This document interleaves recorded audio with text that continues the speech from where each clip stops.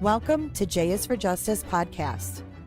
If live breaking news and following true crime is your thing, then please consider subscribing to my channel. And if you like what you see in my videos, please consider giving them a thumbs up.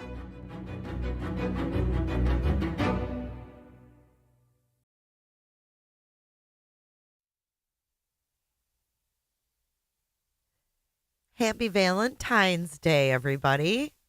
Welcome in. Thank you for all the Valentine's wishes for me. And also a very special thanks to Beautiful Sunflower for becoming a member before the stream began.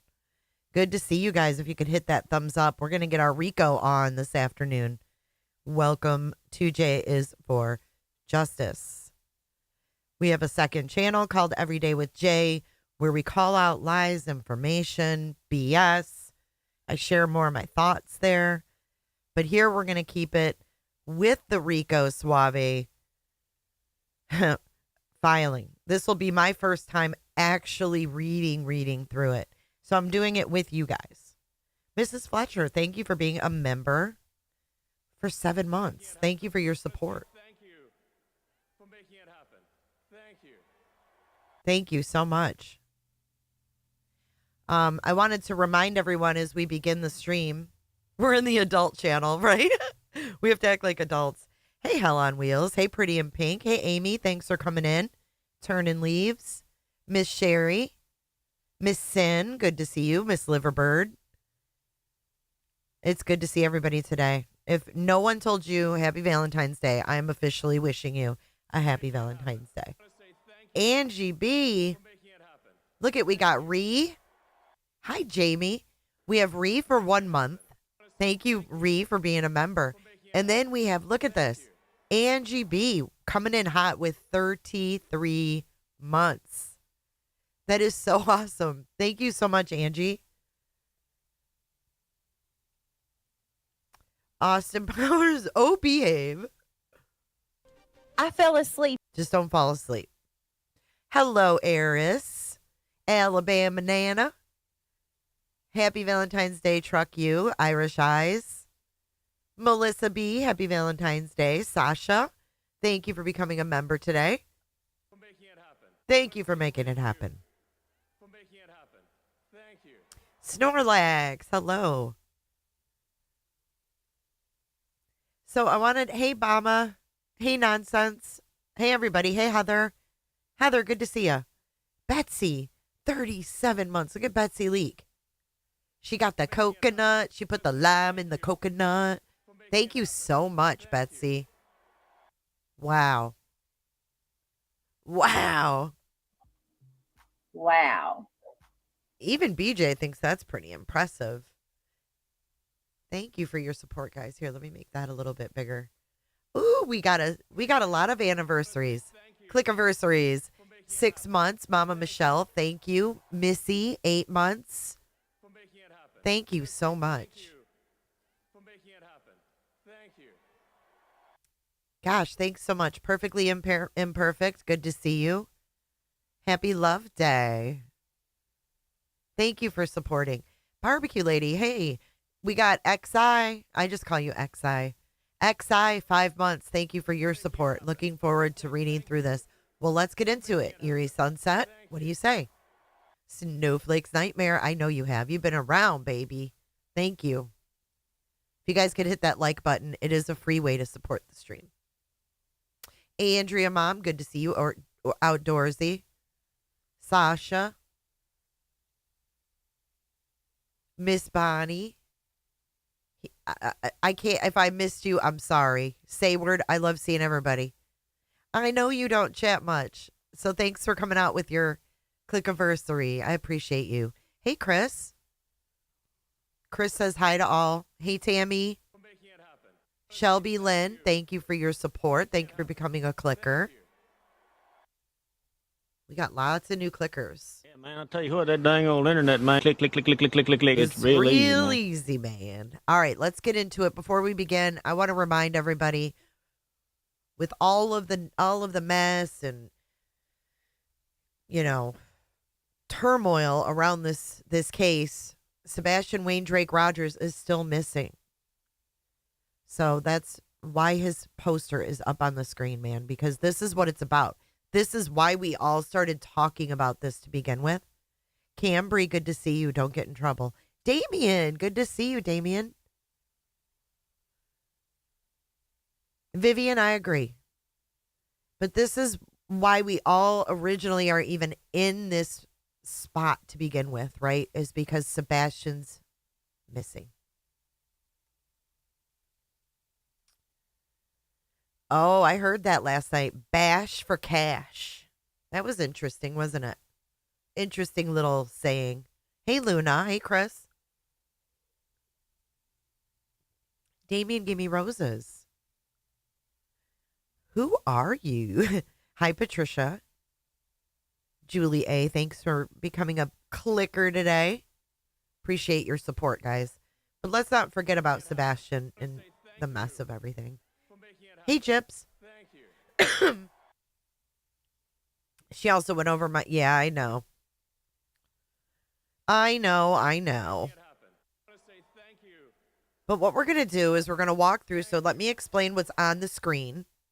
We're going to walk through the complaint and mash it up with the exhibities. So on the right-hand side of your screen is the complaint. And then when we get to the exhibities, we're going to just float right to the exhibity that's supposed to match that section of the complaint.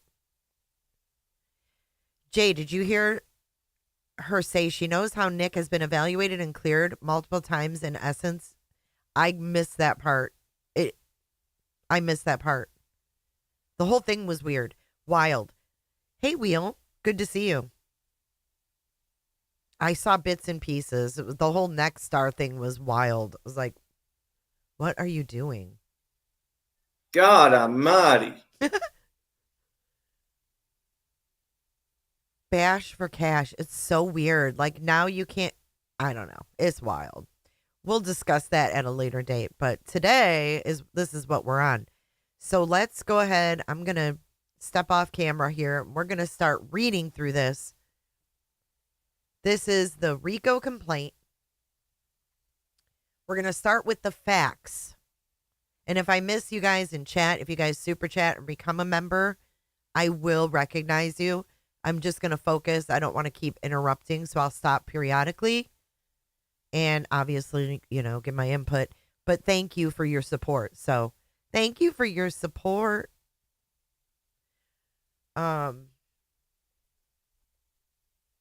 Here we go. Let's clear our minds. Here we go. I can see clearly now, the rain is gone. All right. So the background and the facts of the case. Plaintiffs are engaged. Now, the plaintiffs are all of the people on the thumbnail, right? We know the plaintiffs. We've got Gulia, Tony, Seth, Nick, Hong, Christina O'Donnell. Who else? Brittany J. How could I forget her? You know all the plaintiffs. Y'all can list them in chat if you'd like. The plaintiffs are engaged in the urgent and sensitive task of locating Sebastian Wayne Drake Rogers, a 15-year-old missing child, last seen on February 25th. See how it says 25th, not 26th, 2024 in Hendersonville, Tennessee. Despite extensive efforts, Sebastian remains missing and necessitating a coordinated and uninterrupted search. Jesus. Number 14, the search for Sebastian has proven far more difficult than a typical missing teenager investigation, as a few ill-intentioned individuals have sought to cast Mr. Rogers as a villain. Meanwhile, others have conducted, quote, Salem witch trial, end quote, like panels aimed at intimidating potential witnesses or discouraging those who may have useful information from coming forward. Let's break down number 15. Salem witch trial like panels. Why does this green team insist on using, such crucial items in history to describe what's going on here, or what they are alleging. Hey, Ange. Hey, Frag. Right? I mean, Salem witch trial like panels painting Mr. Rogers as a villain. How does painting Mr. Rogers as a villain stop anyone from coming forward? Some of these individuals, uncomfortably close to Mr. Rogers, include his ex-wife, Kate Proudfoot, and her husband, Christopher Proudfoot. Others are so-called content creators whose sole aim seems to be inciting, instructing, and destroying the lives of anyone who dares to search for answers or help locate the missing teenager. As set forth below, defendants have engaged in reckless and unlawful actions, including the dissemination of false information, harassment, threats, and interference, which have severely disrupted the search operations. Defendants' actions have caused significant harm, diverted critical resources, and impeded plaintiffs' lawful efforts to locate Sebastian.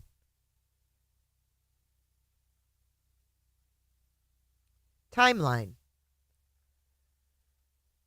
Sebastian Wayne Drake Rogers, 15, was last seen with his biological mother, Kate Proudfoot, at Texas Roadhouse in Hendersonville, Tennessee, on February 25, 2024.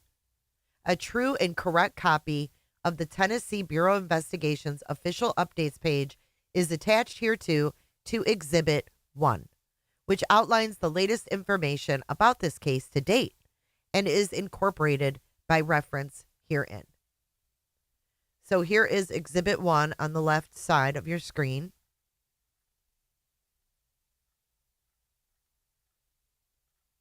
And here we have the missing person flyer, right? And it clearly says February the 26th, even though the complaint says February the 25th as well.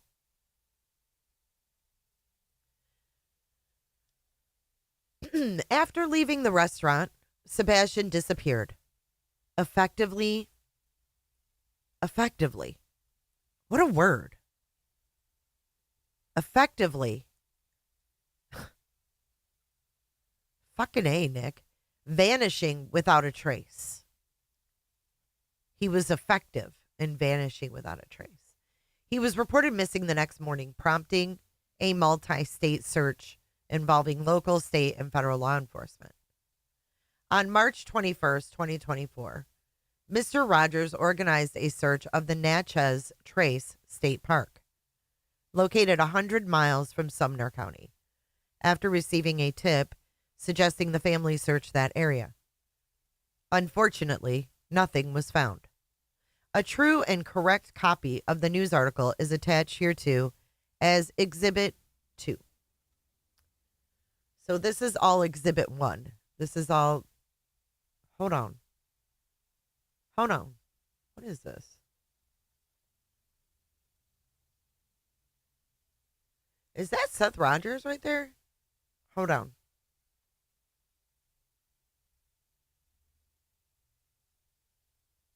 Okay, look at these photos in here. See this bottom one? That can't be him. Never mind. That cannot be him. But this is their Exhibit 1, is the actual flyers and the pictures of the searches. All the different flyers. So now we have to go to Exhibit 2.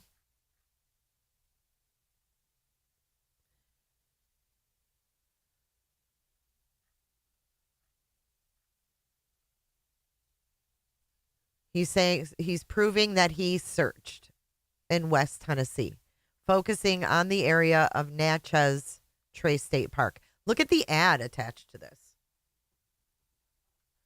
Look at the ad at the top. Back pain. It's kind of ironic.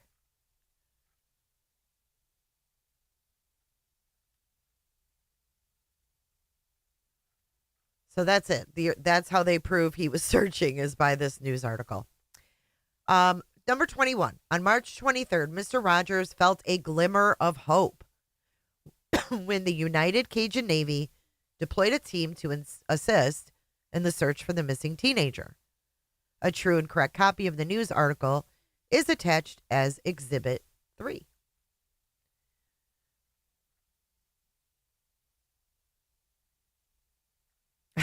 Third annual Wrestling for Recovery event. And then down here it says United Cajun Navy joins the search. That's all of Exhibit 3. However, as the days went on, now mind you, if we go back, hang on, let's go back to the United Cajun Navy. From what we know as of now, hey Feminem, from as we know as of now, 49 months, who is that? Holy cow. Brunch Mom. Oh my God. Good to see you, girl. 49 months. She is one of my, geez. Love you, Brunch. Let's talk about the Cajun Navy. Once they got in contact with the biological father, they were sent off path, right? Like off track for whatever reason. Hey, Smarty. The RICO. However, as the days went on and the situation grew more challenging, Mr. Rogers had a public plea for help, reporting that threats, intimidation, and other questionable tactics were being used to disrupt the search efforts. Threats, intimidation, and other questionable tactics. Whatever those are. A true and correct copy of the news article is Exhibit 4. I am asking the world to help me find my son. Search for Sebastian Rogers continues with assistance from United Cajun Navy. That's what Exhibit 4 is.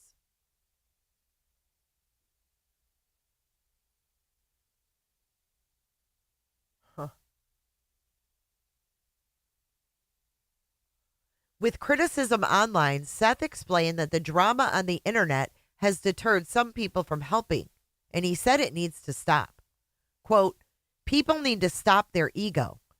Just because you pick up a phone and start recording, you can either help with that or you can hinder, Seth said. This is about this gentleman right here, this young man. This is my son. I need to find my son, and I need y'all to help me.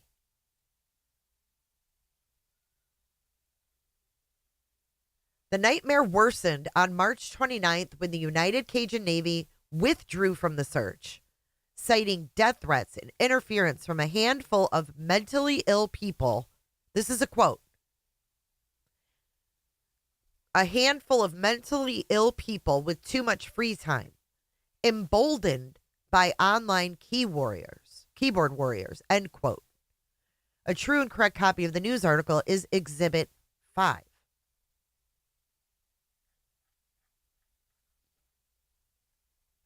Cajun Navy calls off search for missing autistic teen amid threats.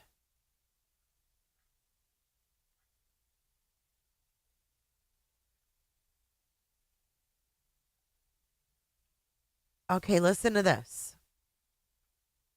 A female volunteer, Trasher says, this is from Brian Trasher, the vice president of the United Cajun Navy. He told this to Fox News Digital, that two of the group's members received threats. Trasher said that a male volunteer was confronted by a man in a hotel parking lot and intimidated him.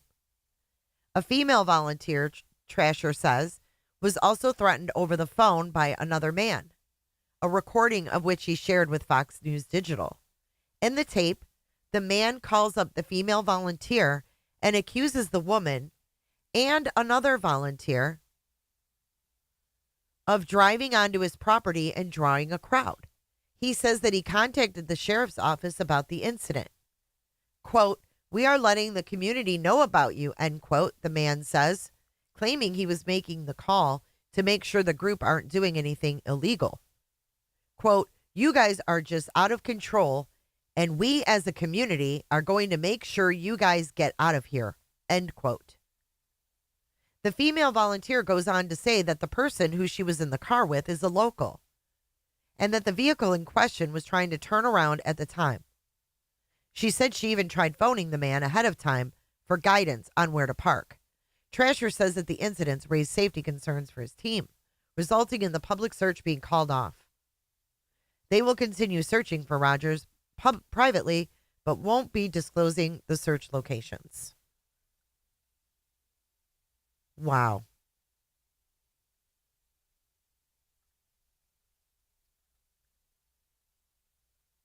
Fox News reached out to the Sumner County Sheriff's Office but did not receive a response. The incident is the latest twist in the puzzling case. Sebastian's mother, Katie Proudfoot, told Fox and Friends on Thursday that the family do not know where he is. Quote, honestly, we don't know where he is. We haven't found any substantial evidence to locate where he's been or where he went. That's why we're pleading for help. Katie said she overheard noise coming from Sebastian's room on the evening of the 25th and told him to keep it down. The next morning, he was gone. Following the teen's disappearance, Katie drove about 3 hours away from home to meet up with her husband and Sebastian's stepfather, Chris Proudfoot, prompting some to wonder why she would travel so far from the area where her son was last seen. Seth Rogers told WSMV that he is searching the Natchez Trace State Park in West Tennessee because he fears his son may have been, quote, dropped off there, but he did not specify why he thought so.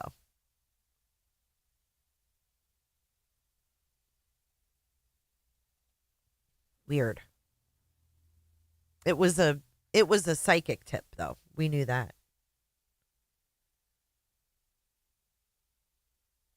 Yeah, these exhibits have not been filed with the court. However, they will be held accountable for these exhibits because they did spread them on the internet. So that's why we're matching them up, because I want to know what's in them. On April 2nd, 2024, TBI spokesperson Susan Nyland cautioned the public during a press conference that misinformation could damage the investigation into Sebastian Rogers' disappearance. A true and correct copy of the news article is Exhibit 6.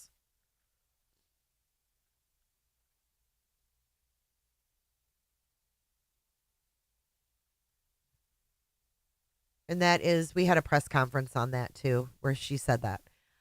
Number 25, on October 16th, 2024, 50 days after Sebastian Rogers' disappearance, Mr. Rogers initiated a petition on change.org calling for a criminal investigation by the FBI.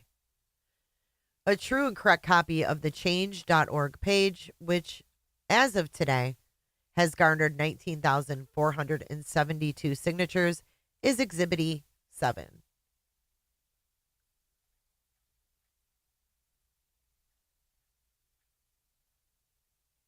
The issue. We want the FBI to take over the investigation of the case from the Sumner County Sheriff's Office. It has been 50 days since Sebastian has gone missing. No scent trail from dogs, no video footage of Sebastian leaving his mother's house, yet no criminal investigation at all by TBI or Sumner County. Maybe there's not a crime. I don't know. Number 26, on or about April 17th, 2024. Mr. Rogers hired 2 licensed investigators, Chloe and Heather, to assist with the search. Unbeknownst to him at the time, at least one of them had connections to the Enterprise. Oh, boy. Hey, One-Eyed Flo, good to see you. A true and correct copy of the news report is Exhibit 8.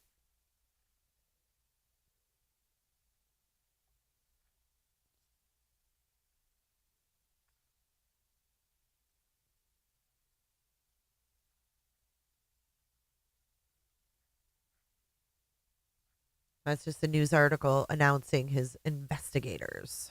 Nothing really to see there. Around that time, Mr. Rogers began a relationship with Michaela Cleveland, a.k.a. Michaela Allardyce,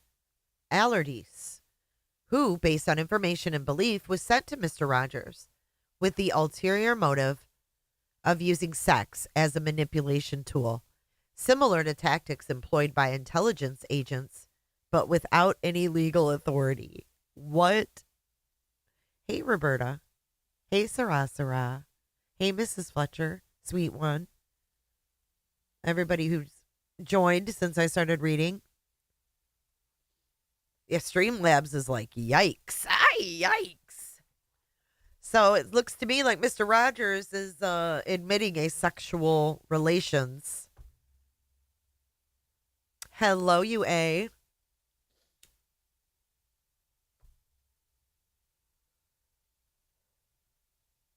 TNS says they make Sean look like such a damn fool. They do. Suze, thank you for 2 months of support being a clicker. I appreciate you. And Crimes, 8 months. Thank you. For making it happen. Thank you.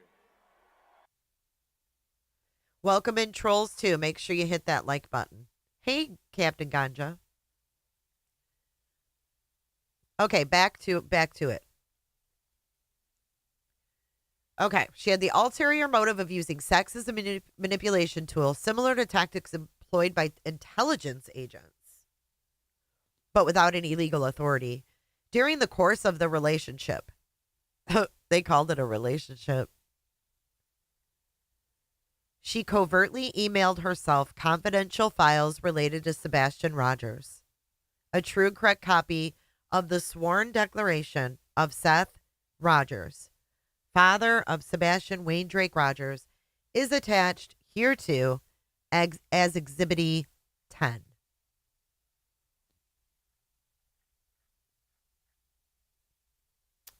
All right, now we get into Seth Rogers' declaration. Hold the phone for this one.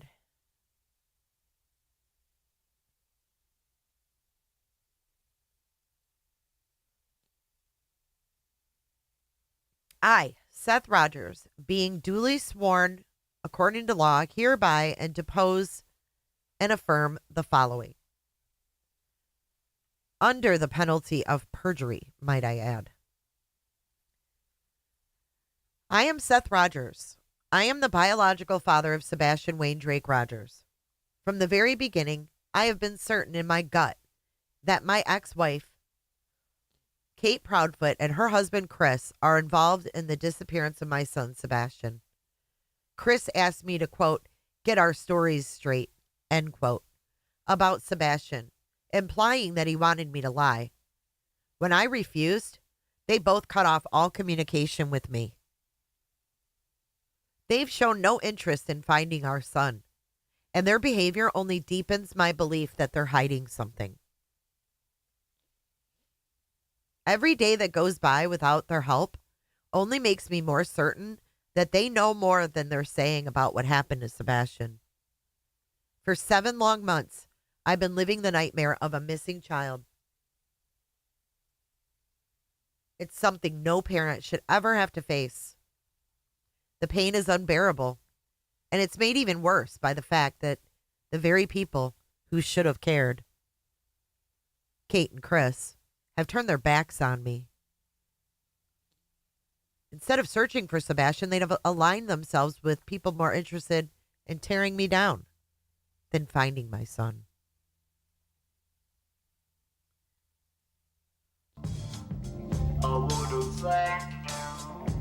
I feel like I'm being blocked at every turn by the Proudfoots and their group of online creators. They've spread rumors, attacked me publicly, and worked to discredit me. It feels like a coordinated effort to silence me and shift the blame, rather than help find my boy. In the early days of searching for Sebastian, I entered into a relationship with Michaela Cleveland. I was broken and grieving,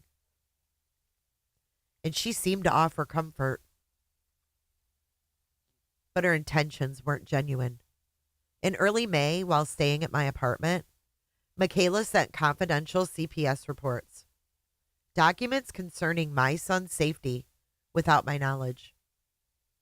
She later teamed up with Austin Trevor Sweet, a.k.a.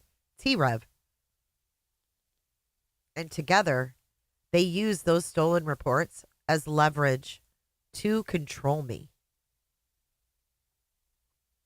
They even threatened to release those private documents publicly.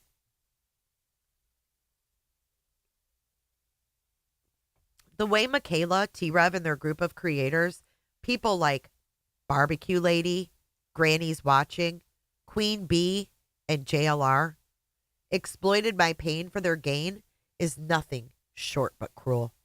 Short of cruel. You know, he's got nerve. He asked JLR to come to that park.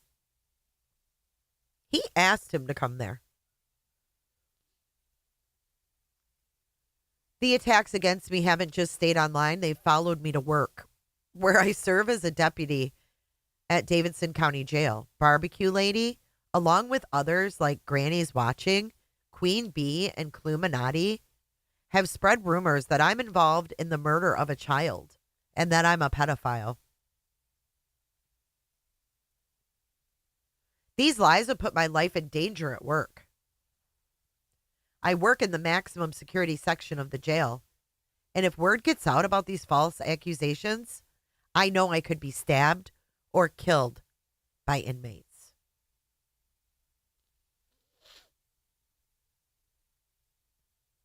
Trude even accused one of my coworkers of being under investigation for time card fraud,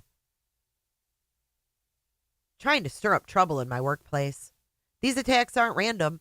They're part of a coordinated effort to ruin my life and make it impossible for me to do my job safely. I've long suspected that Kate and Chris Proudfoot are hiding something about Sebastian's disappearance. Their refusal to help and their cold behavior only makes me more certain of it. Early on, Barbecue Lady came to me in person offering to help, but after she met with the Proudfoots, her behavior changed. It's like she switched sides. And her attacks on me and those helping me became much more aggressive. This makes me wonder, what exactly was discussed during that meeting? In addition to the Proudfoots, there's a whole group of online creators who have made it their mission to destroy my life.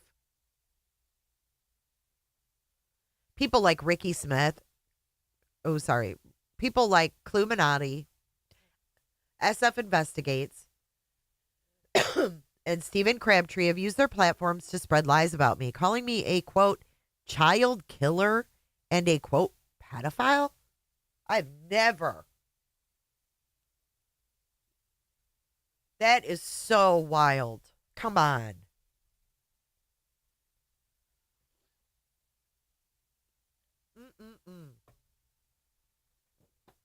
I've never, ever heard that. I've never heard him called a child unaliver, ever. But you have Bobby, on the other hand, who came out and did an interview with JLR and straight up said that Katie is carrying Sebastian over her shoulder. Unbelievable. Rebel Soul, thank you so much for your super chat. Thank you for being a great content creator. I enjoy your streams tremendously. Keep up the good work. Well, thank you so much, Rebel Soul. I appreciate that. I really do. Oh, yeah, he did. He did.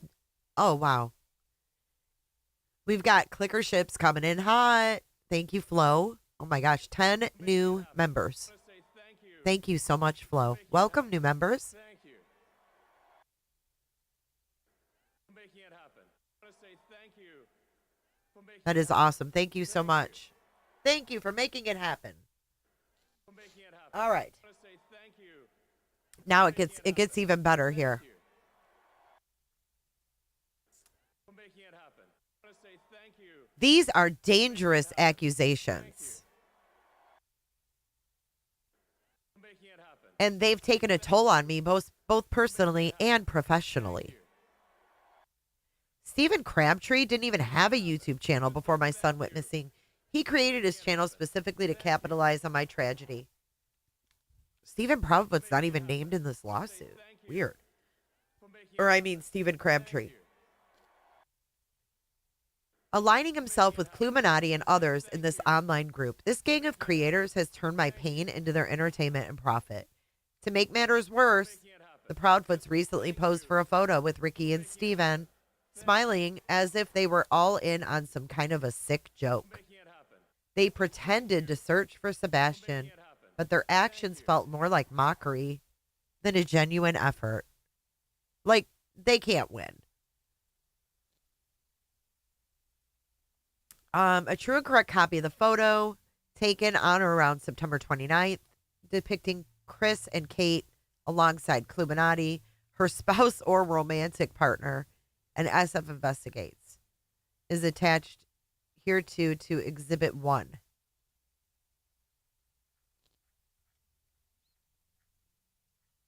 Look, this is what he's all big mad. Big mad. He's big mad about this picture. I mean, come on. Can we get Betty to tell us big mad? Everybody all big mad. Always big mad. Yeah, pretending to search. No, this is from Twitter. See, look, it says, Emma, thank you, Steve, Clue, Cletus, and everyone who were involved in the active search for Sebastian. Please let Katie and Chris know they are in my thoughts and prayers. This is all from social media. It's from SF Investigates. He posted it on Twitter. That's where it's from.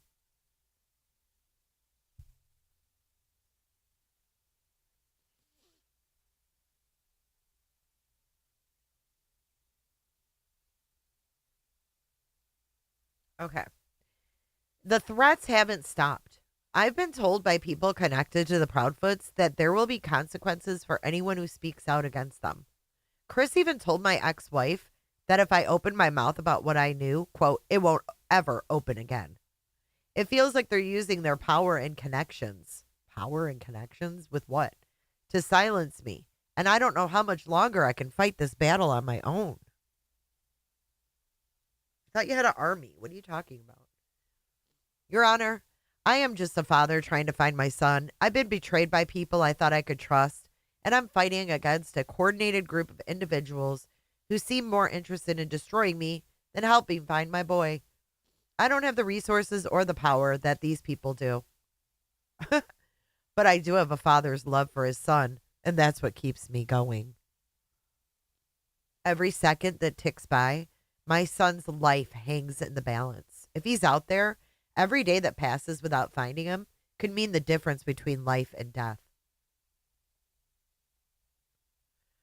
And I can't help but feel like the Proudfoots and these online creators are helping time run out on him. Their silence, their lies, their attacks. They're not just bystanders. They're accomplices to whatever's happening to my boy. If my son dies out there alone, they'll have blood on their hands.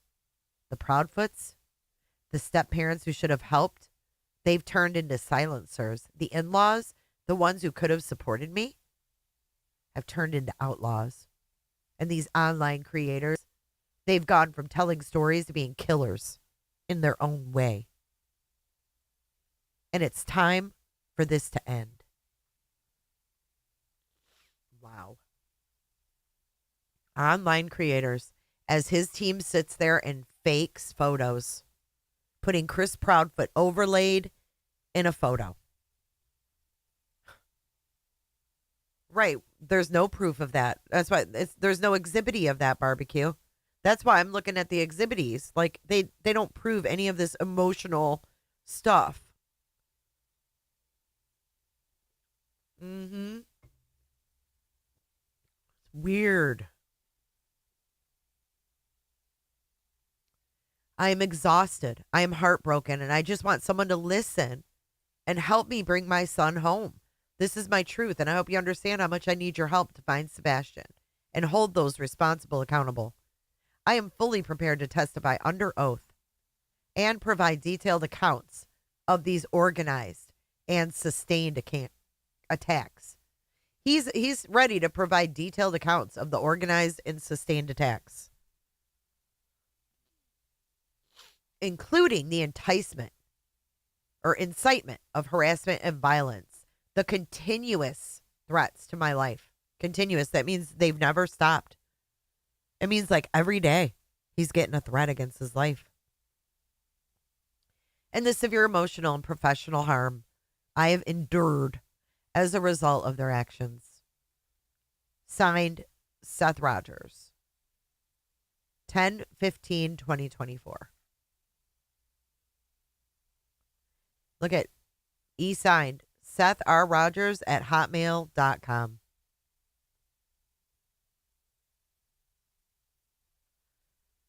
Ooh-wee. Okay, so we got through the Michaela affair. Hey, Lip Locked. We got through that. Okay, let's keep going.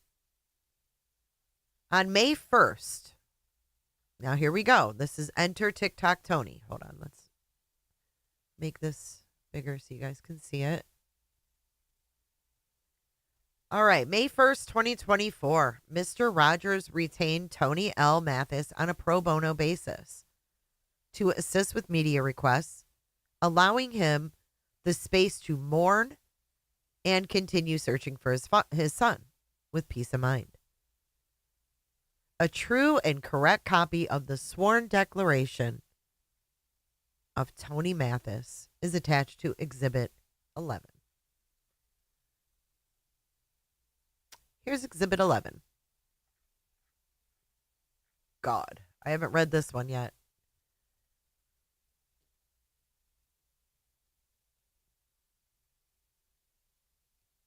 You know, I really can't stand Tony L. Mathis, if I do say so myself, but here we go. I, Tony L. Mathis, residing at 60341 East 322 Road, Grove, Oklahoma, declare under penalty of perjury under the laws of the Commonwealth of Pennsylvania that the foregoing is true and correct to the best of my knowledge and belief.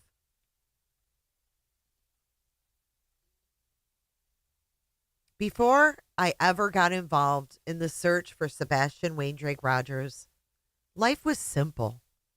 My wife and I lived a quiet life in Oklahoma where we worked hard and kept to ourselves. We didn't ask for trouble, and we never thought that by trying to help a family find their missing son, we'd be dragged into something so ugly. We were just minding our biz, you know, scamming churches, scamming schools, you know, doing that kind of stuff, you know, like those quiet Oklahoma people do when they stay to themselves. We were sued 25 times. Ain't no thing.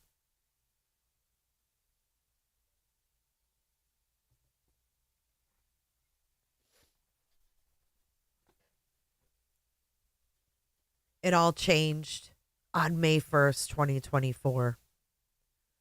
The day I began representing Seth Rogers as his national spokesperson. What I thought was a straightforward act of kindness, helping a father search for his boy, turned into a nightmare. Ever since, we've been living under a dark cloud, facing attacks and accusations that seem to come from every corner.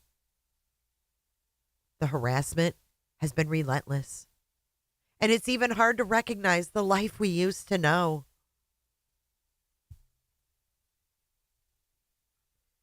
It wasn't long before I realized that some people didn't want this case to be solved.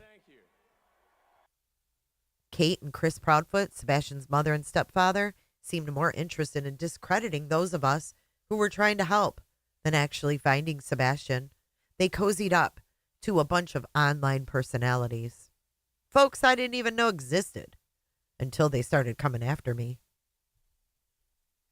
I've been accused of all sorts of things, from being a racist to having a criminal past, and these rumors didn't come from just out of nowhere. It felt like there was a coordinated effort, with the Proudfoots standing by while these creators did their dirty work. It's hard to believe that people who claim to care about a missing child could turn around and support the very folks who were tearing down those who were trying to help.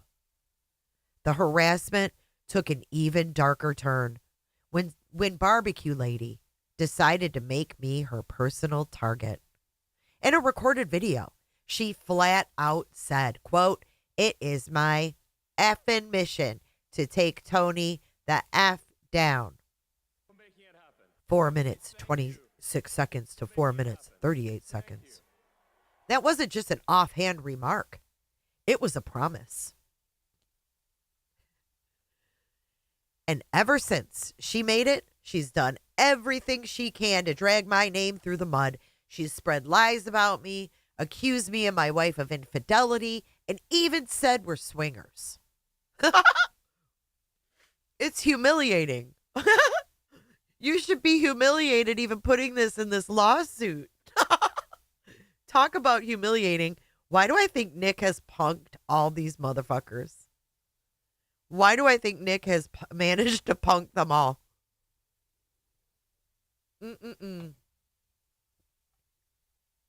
Oh my God. We got to give a thank you out, Salty Mamas.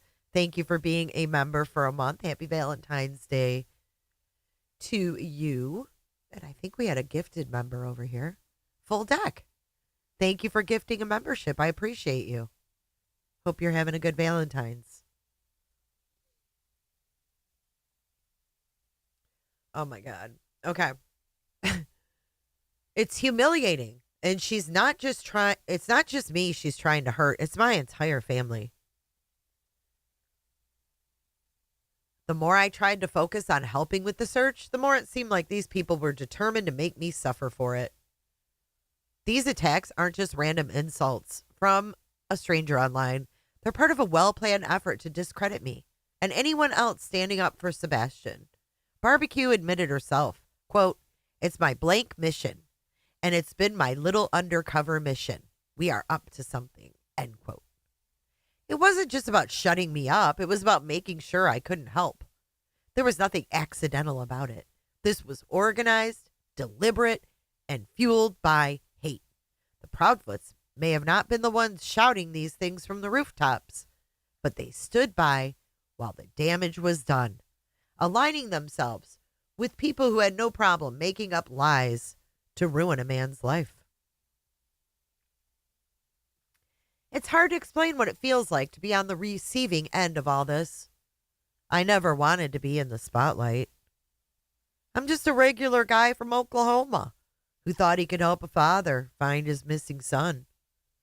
But these people turned me into a target.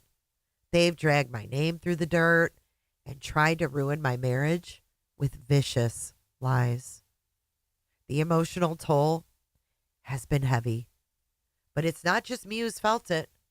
My wife has been harassed, and our peace of mind has been shattered. These false accusations and nasty rumors have left us feeling exposed and afraid. It's been months of waking up every day to some new attack, some new effort to tear us down. The creators who've been leading these attacks are more than just a nuisance. They're accomplices in keeping the focus off finding Sebastian. While the Proudfoots played the role of concerned parents, they allowed these creators to stir the pot and spread lies. It's hard not to see their silence as a form of approval. These creators act like they're just sharing their opinions, but they've taken it to a place where people's lives are being turned upside down. When they spread lies about me, they're not just hurting my reputation, they're hurting the search for a missing boy. And when people who claim to care about that boy work with these creators, it makes me wonder if they're really interested in finding him at all. I didn't ask for any of this. I'm just a man who tried to help, I thought I was doing the right thing. And now my life has been turned inside out. These people have gone out of their way to make sure I pay a price for getting involved. And it's time for someone to put a stop to it. Your Honor, I'm asking for justice. Not just for me, but for all of us who've been dragged through the mud by people who should know better. It's time to hold these creators accountable for the damage they've done and the lives they've spread. They didn't just hurt me. They hurt the search for Sebastian. And it's time they faced the consequences for it. Come on, Mr. Mathis. I cannot wait for Tuesday. I cannot wait for Tuesday. Thank you so much, Tia, for your super sticker. Good to see you, girl. It's real good to see you. J-Dub. Jay, can you make a zip-up Cooterville hoodie? Thanks. Yes, I can. I like the zip-ups, too. That's a good idea. See you next Tuesday. Do you, Robert? Robot. Right. There's no proof of any harassment. There's no examples of what's gone on to his family. He's a liar. He's a total liar. Dated 10/17, signed by Tony Mathis 8 at yahoo.com. Look at company. Heavy equipment sales. Oh, why doesn't he have Crane Works on there? Hold up.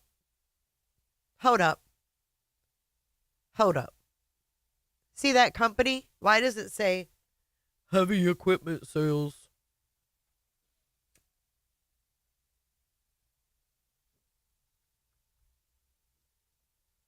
I thought he worked for Crane Works. Absolutely, Tia. It's good to see you. Rana, it's good to see you. Happy Valentine's.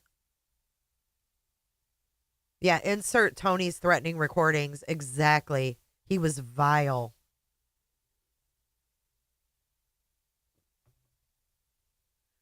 Tony Mathis called you while you were live streaming.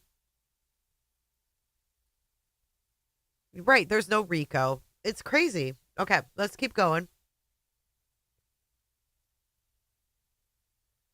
I think we're on number 30 over here. Let's shrink Tony down as if he needs any more shrinkage, but let's make that smaller over there. And we'll be coming back to that in a minute. Mr. Mathis, you are a joke. Okay. On May 20th, as the search for missing teen Sebastian approached the 3-month mark, his father, Mr. Rogers, called for renewed efforts and urged the FBI to take over the investigation, seeking a fresh perspective on his son's case.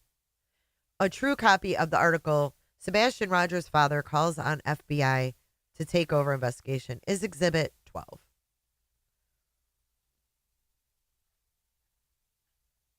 And here's the article. He says, here's the quote from Seth. I don't sense a state of urgency from them. It's not their kid, it's mine.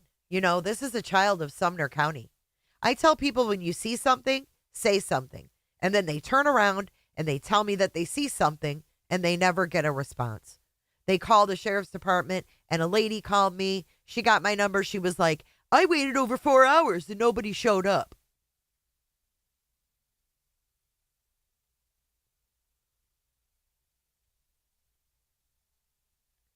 On May 27th, 2024, Mr. Rogers planned 3 additional searches in further effort to locate his son.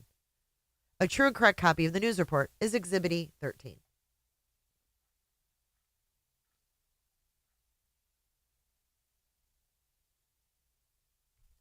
And here's a quote from Seth from this article. God's protecting him right now, and he will bring him home, Seth said. We just have to look in the right places.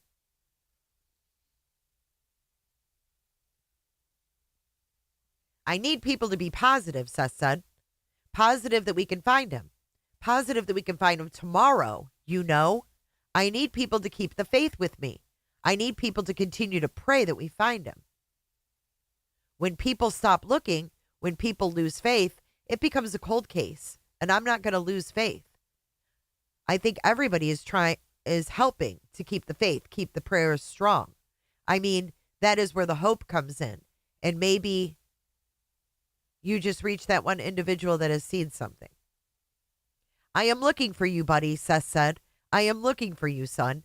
I am not going to stop. Not until I find you. Not until you are back in my arms.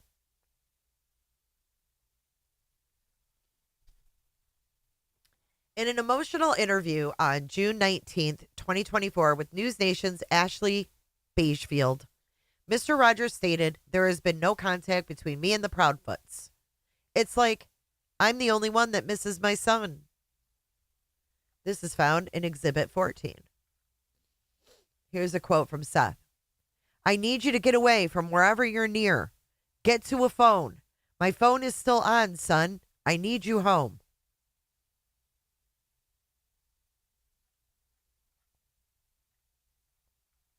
And then we have all these pictures here. And here is Mathis. Here's a quote from Mathis in that article. "It's only going to go somewhere if Sumner County asks for them to take the case over. I just want them to answer one simple question for Seth. He deserves an answer to this question. Are they any closer today than they were in February? If the answer to that is no, then I think it's only logical that the case be elevated." On July 11th, WKRN Nashville reported on a search being conducted by Mr. Rogers, during which he stated that he is not sharing a lot about the search. This is a quote. "He is not sharing a lot about the search due to worry over continued harassment." This is found in Exhibit 15.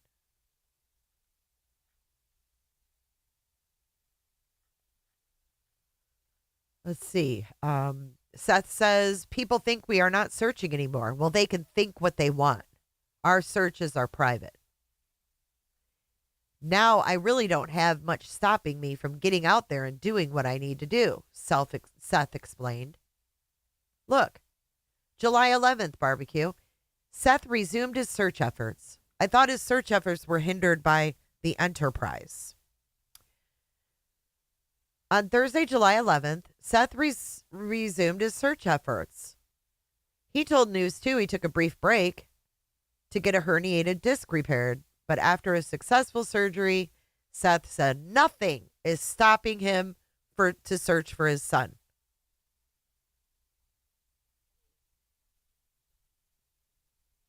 Bing bang.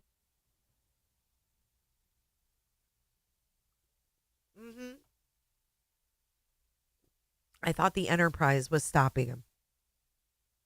He says, quote, "Now I really don't have much stopping me from getting out there and doing what I need to do." Huh. There's a refocus, Tony Mathis said. "We're trying to zero in on more specific information that we are gathering."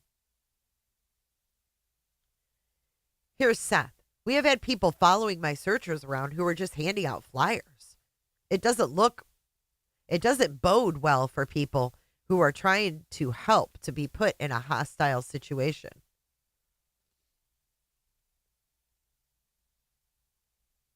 Seth says here, "I think that he is alive, but the search that we are doing today is a recovery effort.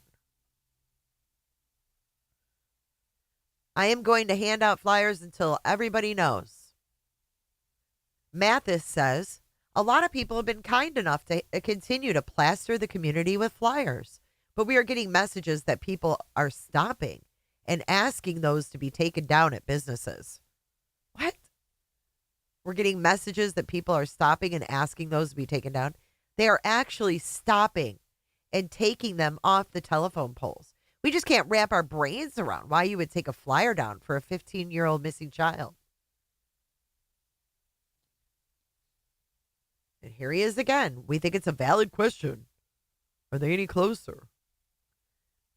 Seth says, "My son is not here, so we are nowhere closer." Okay. On or around August 7th, Kate and Christopher Proudfoot pursued legal action by filing a protective order against plaintiff Griffin. That is found in Exhibit 16. Another fucking news report.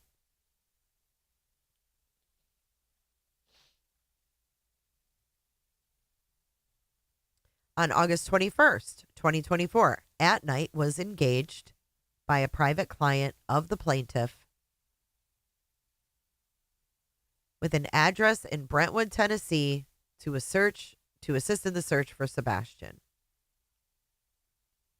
Look at this right here. Footnote. Following Sebastian's disappearance on February 26th. Now this says 26th.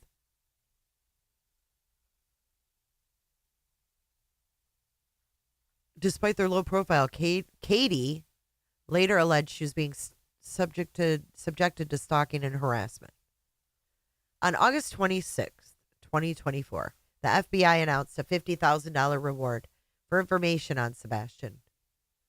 And they have that poster in Exhibit 17. That's the newest poster that we all have come to know. A true and correct copy of the original post from Nick the Hat on X, dated September 2nd, announcing the agency's intent to cover the case of Sebastian. That is Exhibit 18. Exhibit E. EXHIBITY. And here is Nick the Hat's Dum Dum's post.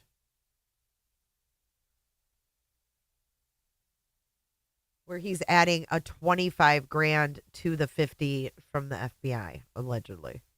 On September 3rd at approximately 11:17 a.m., Mr. Has a Fat Suit emailed Special Agent Bobby Simmons of the TBI to begin coordination efforts involving Dog the Bounty Hunter, At Night, and Mr. Rogers' interest in assisting with the search for Sebastian.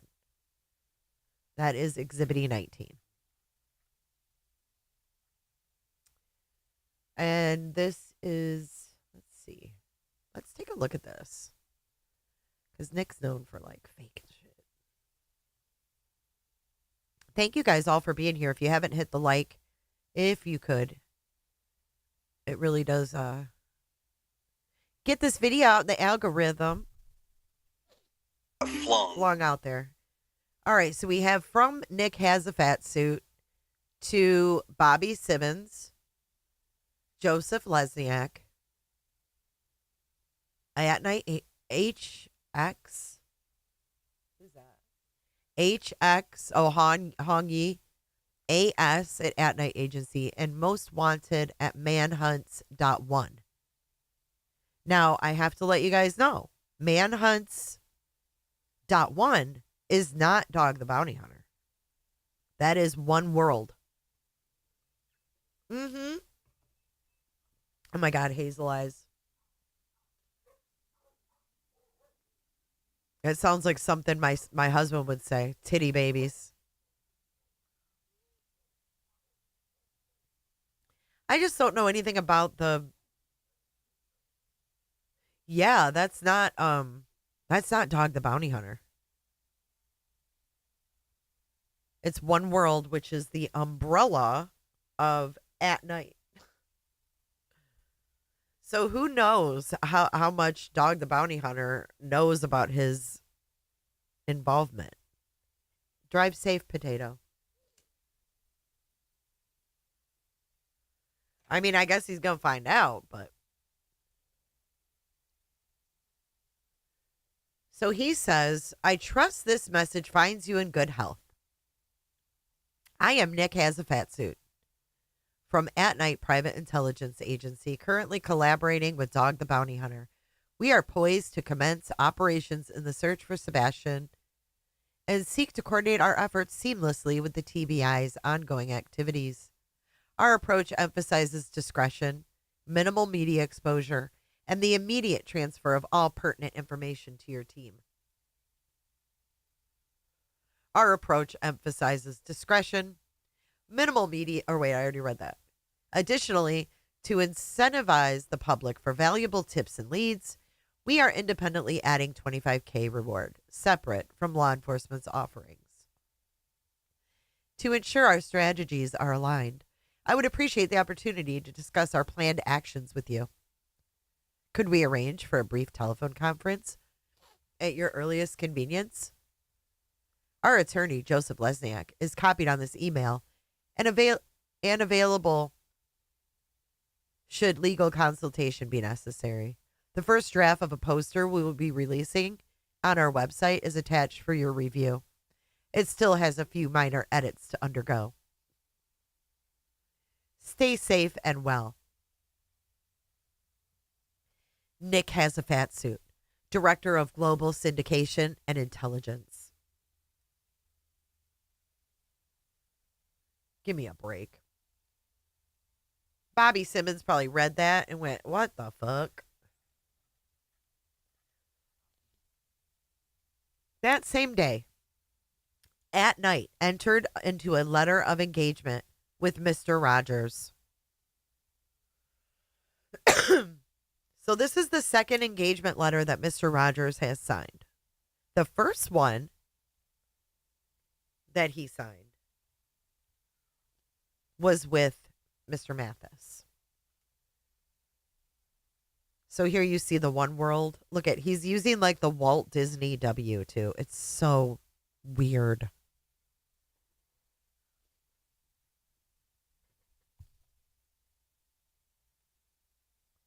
One World. This is the letter of engagement.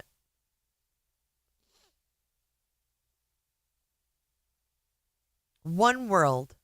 Letter of engagement in RE disappearance of Sebastian Wayne Drake Rogers.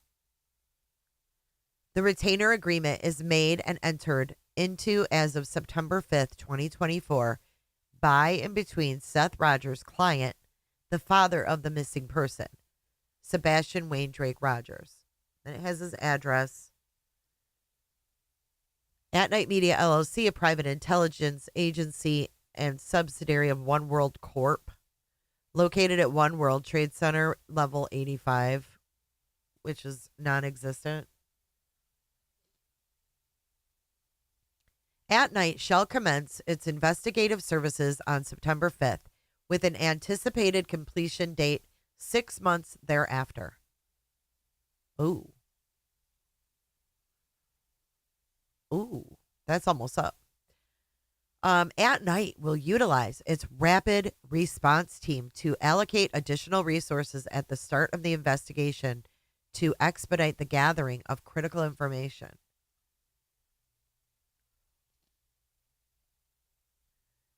At Night will assist in the search and facilitate the arrest and prosecution of the individual. Wow. Facilitate the arrest. What? Would this be Chris and Katie, since Seth likes to say it's Chris and Katie?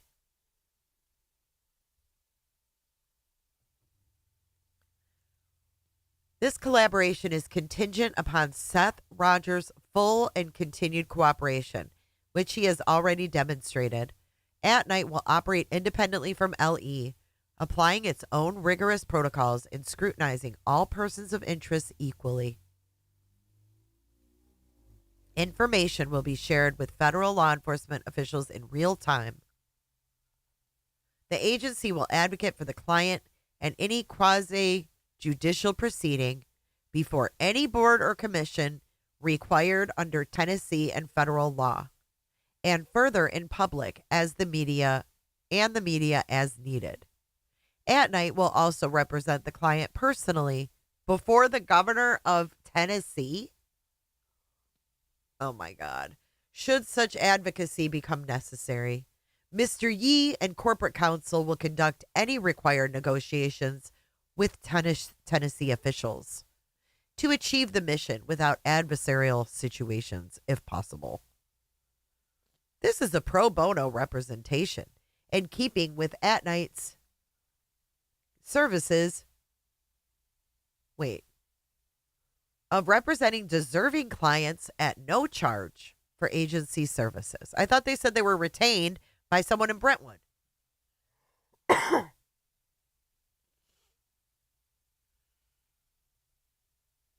Oh, you're kidding, Auntie. There was a shooting at the parade? I don't think Granny's there, but I'll check on her. I don't think she went. You went, yeah. I think Barbecue Lady, yeah, you went to the World Trade Center and checked it out. Right. That's what they said, it was retained, right? 3 people injured. Oh my goodness. Can't even have a celebratory parade. Where were we?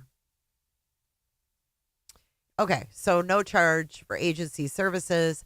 Hong Yi and Alexander Charles Swanson. Who the hell is Alexander Charles Swanson? Have reviewed the case with corporate counsel and found the client's position to have merit and deems the client himself worthy of consideration. Okay. At Night will provide its services at no charge as part of the agency's commitment to public service and community responsibility. This engagement includes costs incurred for third-party services such as forensic analysis or other expenses directly related to the operation, aside from travel, in the event of an impromptu appearance is requested, which shall be covered by the client unless otherwise waived by At Night. The client retains the right to terminate At Night services at any time upon prior written notice.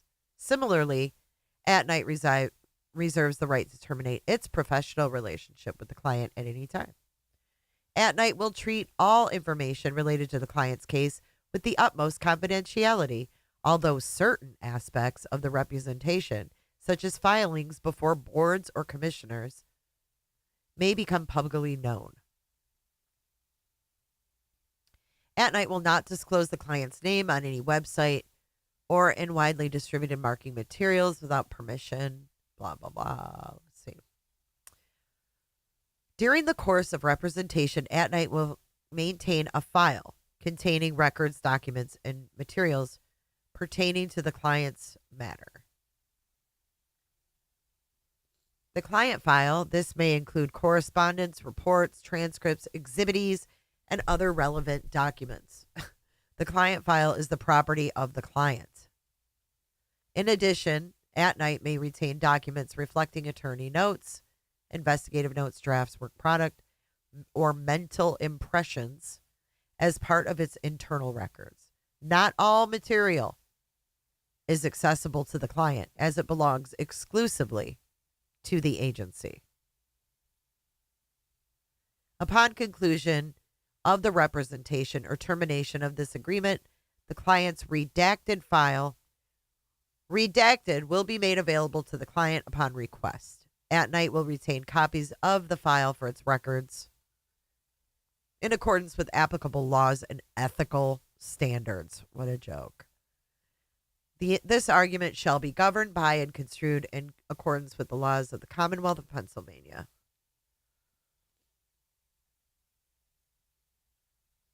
Let's see. Client is Seth Rogers, client representative, signed by Hong and Seth. Alexander Charles Swanson, Joseph Lesniak, Joshua Perez, Midnight Society, At Night Media Litigation Research, and the Hat Administration. Sounds so official.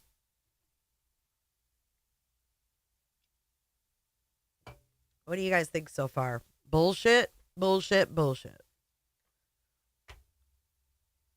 Lucia, oh my gosh, 32 months. Thank you, Lucia, for your support, your ongoing support. Beautiful cat, by the way. You're an OG. Thank you. Thank you again, Lucia. This is crazy, man. Total bullshit. At Night intended to represent the entire family by reaching out to Kate and Christopher Proudfoot as well as Mr. Rogers. However, Mr. and Mrs. Proudfoot declined the services offered. Good for them. Good for them. That dude, welcome. Thanks for subscribing today. On September 4th, the plaintiffs bolstered the FBI reward with an additional $50K, raising it to $100. Attached is the press release. Oh, so official. So official. You know, Nick, I give you an E for effort. E for effort.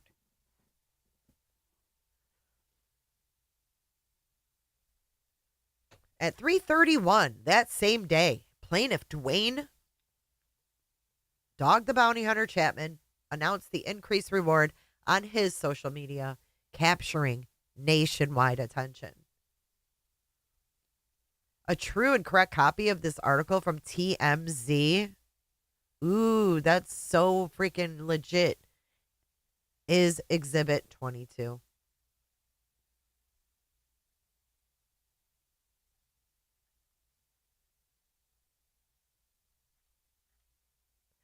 Da da da da. Dog the Bounty Hunter helped me find Sebastian Rogers.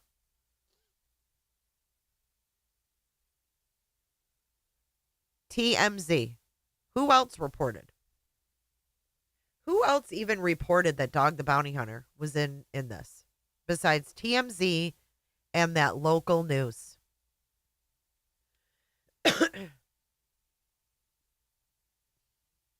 It is Ellen Pickle. Their exhibit is TMZ, guys.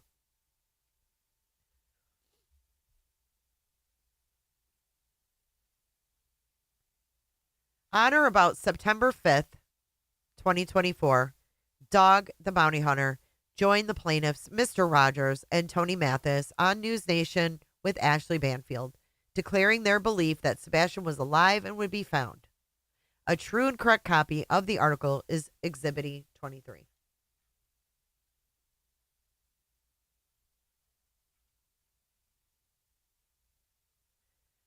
All right, let's read some quotes from this article. Dog the Bounty Hunter. I am not a real law enforcement officer. I can do a lot of things that law enforcement cannot do. I don't break the law, but I will bend it to its fracturing point. I'm going to hunt these people down. I think the boy is still alive. We're seeing a domestic squabble over a child, he said.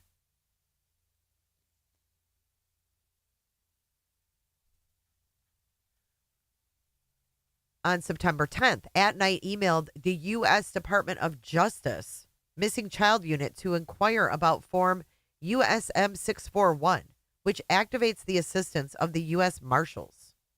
This is Exhibit 24. What? From Nick has a fat suit to doglee@me.com. We're supposed to believe that's someone real?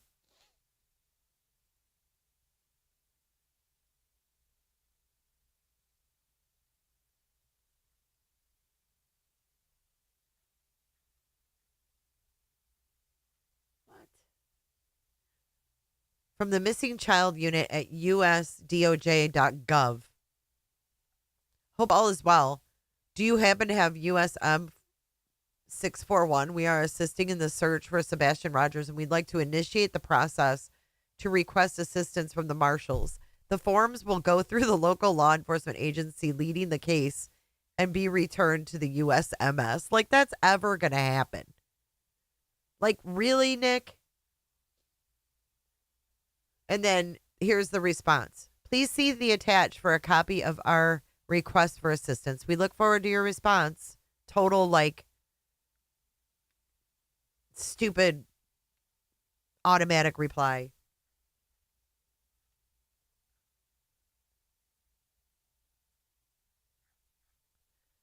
God, this is ridiculous. Within the hour, Katie Akame, resource director for the U.S. Marshals Service, provided the form to At Night, which was later sent to Agent Simmons at the TBI. Like, these guys would ever coordinate through freaking At Night. There is absolutely no proof of it, Evelyn. Holly, welcome to the Clickers.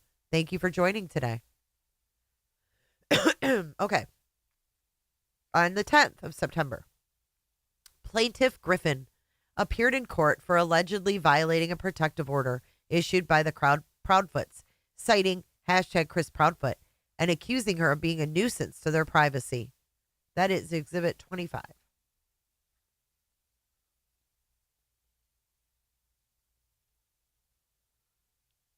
On September 16th, defendant Barbecue Lady received a cease and desist letter addressing her defamatory conduct, which included numerous violations of federal law and related criminal behavior. This is on Barbecue. This is Exhibit 26. You're awesome. Holly, thank you for gifting a membership. Candy Lee, welcome. Crimes, thanks for this info, Jay. Happy Valentine's Day. Happy Valentine's Day to you too, Crimes. Thank you. Look at this. So this is what Barbecue Lady received. Cease and desist from Joseph Lesniak, attorney, to her email from Nick has a fat suit, Tony Mathis. Miss Trude, please see attached. Sincerely, Joseph Lesniak. Look at emergency federal injunction. C and D letter, all sent at the same time.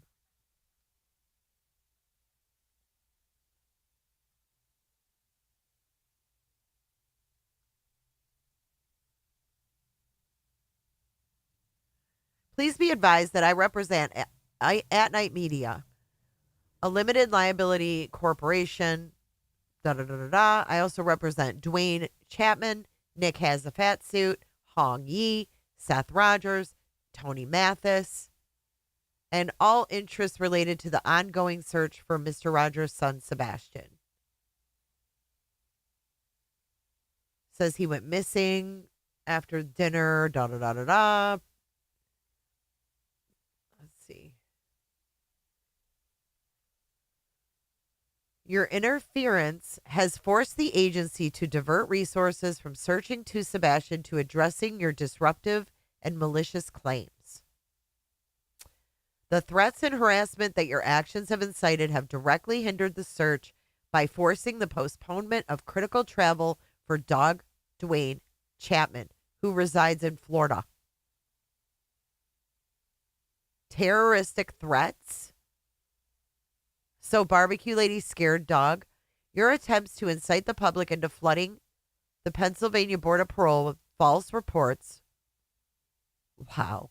Your reckless dissemination of false information has inundated state and federal agencies with bogus leads, effectively obstructing the investigation. Your baseless claims that the reward is fraudulent have directly undermined the search effort, leading to the withdrawal of essential resources. Your actions as a direct and unlawful interference with the agency's effort to locate Sebastian on behalf of Mr. Rogers. Your unauthorized background checks and reports on individuals involved in the search have driven away volunteers and hindered the investigation. Your continued slander and harassment of the agency and individuals involved in the search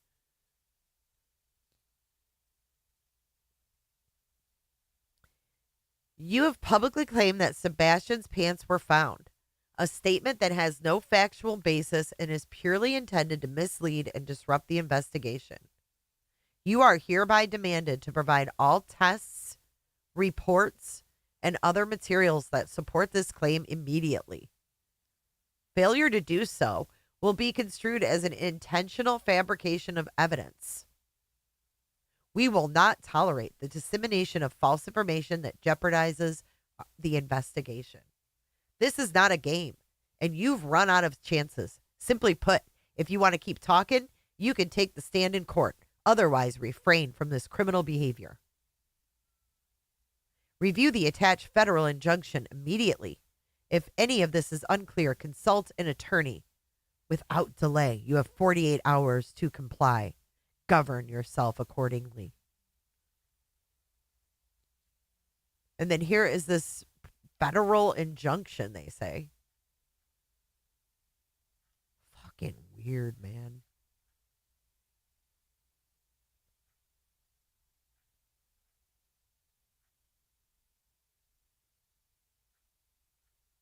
All right.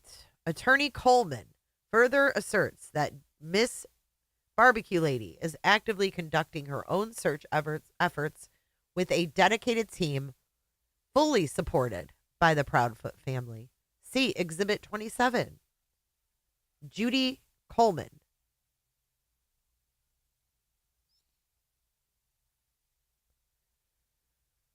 This is her response, I guess, to the cease and desist from Barbecue. That same day, the undersigned served a cease and desist demand to Cluminati as she continued to propagate hateful rhetoric. A true and correct copy of the cease and desist to Cluminati is here.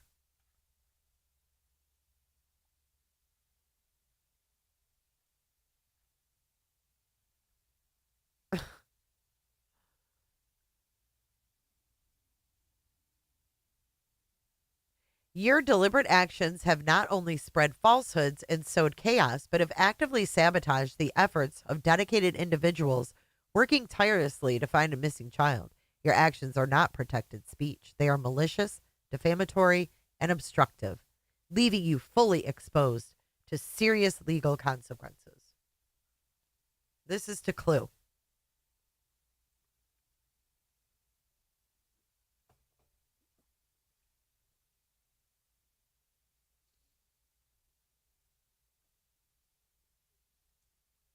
Furthermore, you are required to preserve and produce all electronic devices, communications, notes, recordings, and financial records, aka bank records, that pertain to your defamatory statements,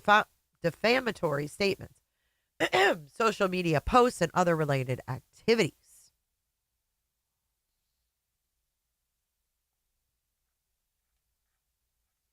And why is there a QR code on there?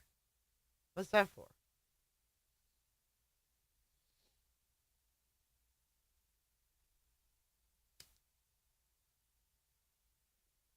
I'm not scanning any QR codes of theirs. Don't scan it. Don't scan it. Thank you, Helen, for your support a whole year. Good to see you, Helen. I love your picture. You look very happy. Exhibities be crazy. It's a tree. I don't scan that shit.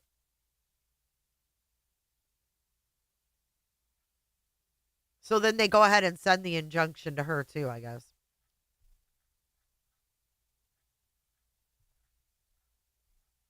All right. On that same day, Barbecue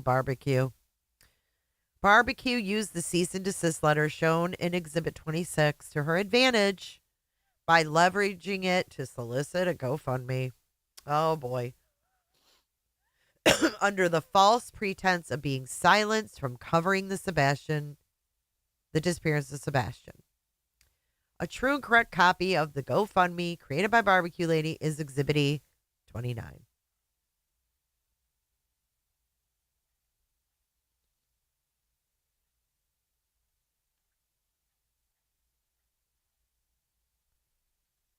That evening, the undersigned replied to Attorney Coleman's letter, reiterating that the demand that her client cease and desist from reckless behavior. A true and correct copy of the email to Attorney Coleman is attached as Exhibit 30.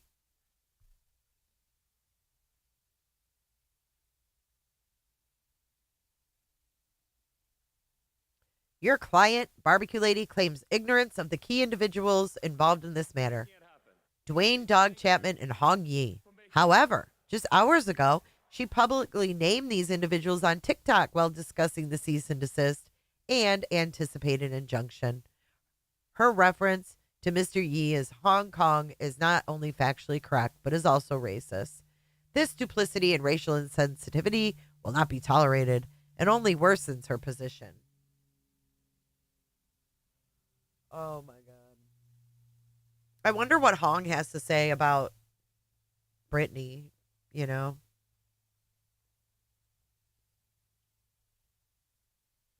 I know. This is such a freaking hoax. You actually scanned it, Gothic? You're brave.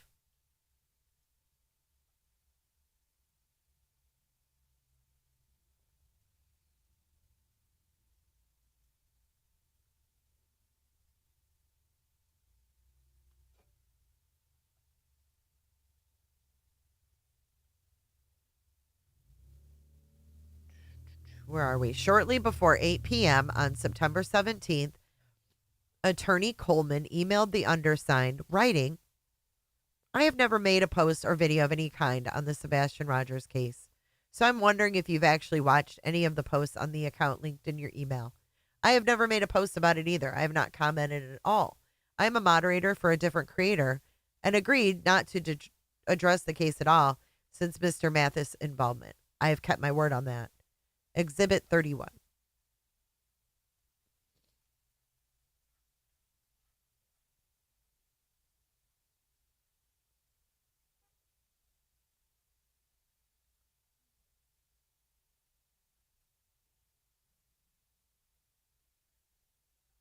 However, this statement is demonstrably false. Attorney Coleman has advised Barbecue about raising funds.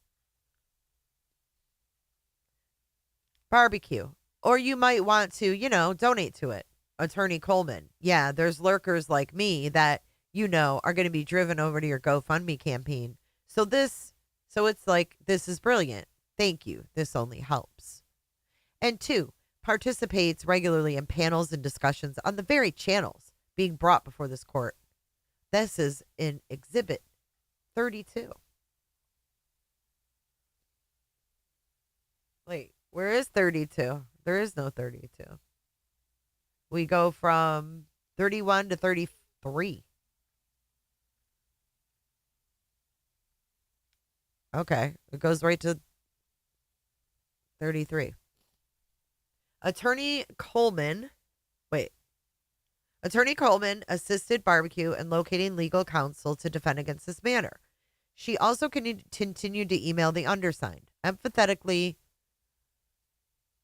some of the exhibits are audio. Oh, got you. She also continued to email the undersigned, empathetically distancing herself from direct involvement in harmful activities. She claims she did not participate in specific live streams. Attorney Coleman routinely participates in the enterprise by representing various members, ensuring that victims are discouraged from seeking legal recourse. A true and correct copy of a photo showing Coleman on a panel with Barbecue, along with enterprise members, does 1 through 5. The individuals featured are Brat Norton, C.I., Jill, Body Movin', and Character Analysis, all active on TikTok. During this specific live session, Attorney Coleman participated in a panel that was doxing a victim, referred to here as Oceans, to prevent further exposure of her identity. Oceans. During the live, it was stated that, quote, someone supplied them with the info on Chase and Tony. See this? They're using TikTok comments. It's ridiculous. Look at this. Oh, everything's zen. Like this could be even submissible in court. Like, who the hell is that? Despite these assertions, no lawsuit had been filed against Barbecue as of the date of her statements. Her false characterization of the cease and desist letter as litigation was a deliberate attempt to deceive her audience in donating money. Bullshit. When pressed by her audience about the nature of her legal troubles, Barbecue repeatedly implied that she could not disclose details due to ongoing litigation. Quote, I can't discuss any of the details. Quote, trying to think of my verbiage because I know everybody's watching and like to twist my words. That is Exhibit 34. These statements were made to create an aura of secrecy and urgency, misleading potential donors into believing that Barbecue was involved in active, significant legal proceedings, when in reality she had merely received a cease and desist letter, a non-litigation communication demanding she stop defamatory conduct. Defendant Barbecue attempted to distance herself from the GoFundMe by claiming someone made it on my behalf and wrote the whole thing, and it was witnessed with an attorney. However, despite her admission, Barbecue publicly promoted and benefited from the fundraiser, rendering her responsible for its fraudulent content. Barbecue's misrepresentation of a cease and desist constitutes both fraud and unjust enrichment. God. That same morning, the undersigned received several concerning reports, including one stating that influencers on YouTube were claiming that my law firm was corrupt. This was during a broadcast during a live stream with creators on panel openly making these accusations. One of the creators even called my office. The channels identified were Cluminati, Granny's Watching, and Queen Bee. This is Exhibit 35. Look at. There are influencers on YouTube claiming your law firm is corrupt. Blah, blah, blah, blah. Name, Kimberly.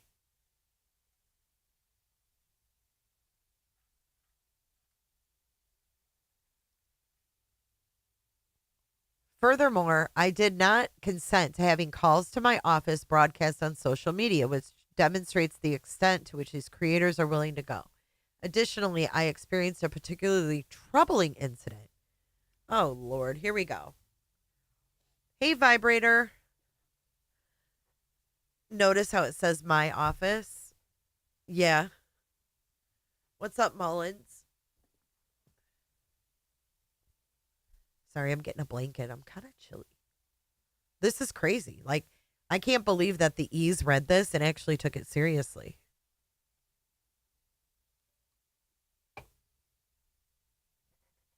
Right. I mean, they thought he was being impersonated, right, Demon?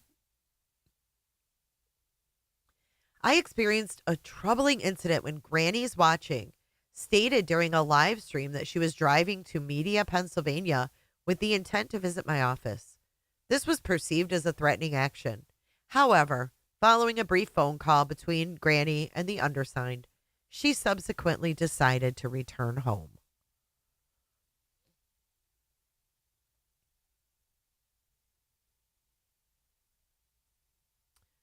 Like, he made it sound like he talked her off a damn ledge. On September 19th, 2024, plaintiff Dog the Bounty Hunter, accompanied by co-counsel the Honorable Bruce Castor, appeared live on Court TV during the morning show to discuss the disappearance of Sebastian Rogers.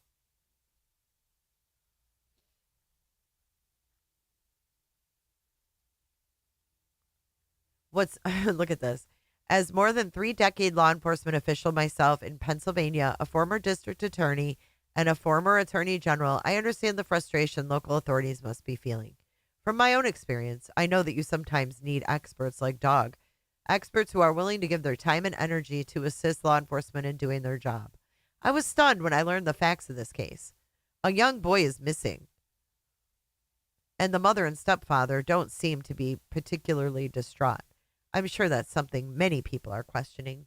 What's also striking is the death threats and threats against safety that the search team, including the dog handlers, are receiving. This is unacceptable. We need to encourage people to step forward, whether they are donating money for a reward or volunteering their time. That's good citizenship, not something to be punished. Yet, some individuals are behaving in ways that, in my opinion, are not good conduct. The people involved in this case, the dog handlers, the team, and the entire crew, are doing a tremendous job. Notice how the dog handlers are mentioned. If things worsen, I will recommend they take legal action because this situation has become totally unreasonable. Law enforcement and the community working together will solve this crime. What crime? Who said there's a crime? A true and correct copy of the court TV audio is Exhibit 36. That same day, Granny's Watching hosted a 2-hour, 42-minute live stream dissecting that 17-minute interview with Dog and Bruce Castor, during which she disregarded the law and its protocols. That is the audio in Exhibit 37. While Castor and Dog were on national TV advocating for the search of Sebastian, Nick Has a Fat Suit was summoned to the Pennsylvania Department of Probation and Parole due to an alarming flood of false reports concerning his involvement in the case. These reports spiraled into outlandish allegations suggesting that Mr. Has a Fat Suit had made repeated contact with Christopher and Kate Proudfoot. And even more bizarrely, that he had traveled to Tennessee with Dog the Bounty Hunter in an attempt to kidnap individuals and inject them with truth serum, all in a supposed effort to extract confessions. This fantastical narrative, worthy of a conspiracy theory, prompted unwarranted actions by the authorities despite the absolute falsity of the claims. As a result of these unfounded reports, Mr. Has a Fat Suit was slapped with extraordinarily restrictive and irrational conditions by the parole board. First, he was forbidden from working with any law enforcement agencies without explicit written permission from the board itself, with the order stating empathetically, there are no exceptions. A true and correct copy of the order is Exhibit 38. Here's where you see that. No exceptions. Signed by Nick Has a Fat Suit, 9/19/24. The absurdity of this restriction is self-evident, despite Mr. Has a Fat Suit's role in assisting with the search for the missing child. He was effectively barred from collaborating with the very entities tasked with finding that child. Local law enforcement and federal agencies, such a restriction not only handicaps the efforts to locate Sebastian, but also raises questions about the motivations behind the enforcement of these orders. So now we're saying that the parole board and his parole officer is, has a motivation to hinder this too? I mean, he kind of is if you think about it. He's saying that their restrictions handicap the efforts to locate Sebastian and raises questions about the motivations behind the enforcement of those orders. Adding to the insanity, a second order was issued, barring Mr. Has a Fat Suit from contacting Christopher Proudfoot and his family. In any form, directly or indirectly, via social media, phone calls, texts, or even third parties. The language of the order was as severe as the first. There are no exceptions. A true and correct copy of the order from the parole board, barring Has a Fat Suit from any contact with Christopher Proudfoot and his family, is Exhibit 39.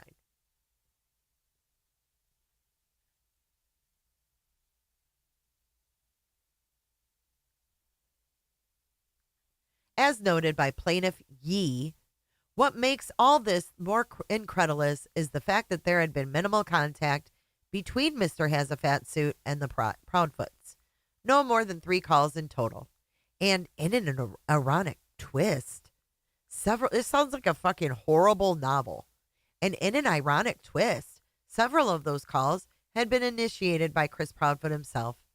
Despite this, Mr. Has a Fat Suit now faces severe restrictions based on nothing more than a web of fabrications spun by individuals intent on diverting attention from the real search for Sebastian.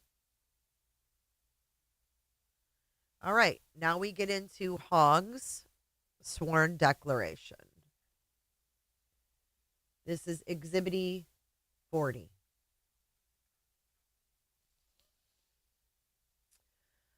All right, let's make this bigger.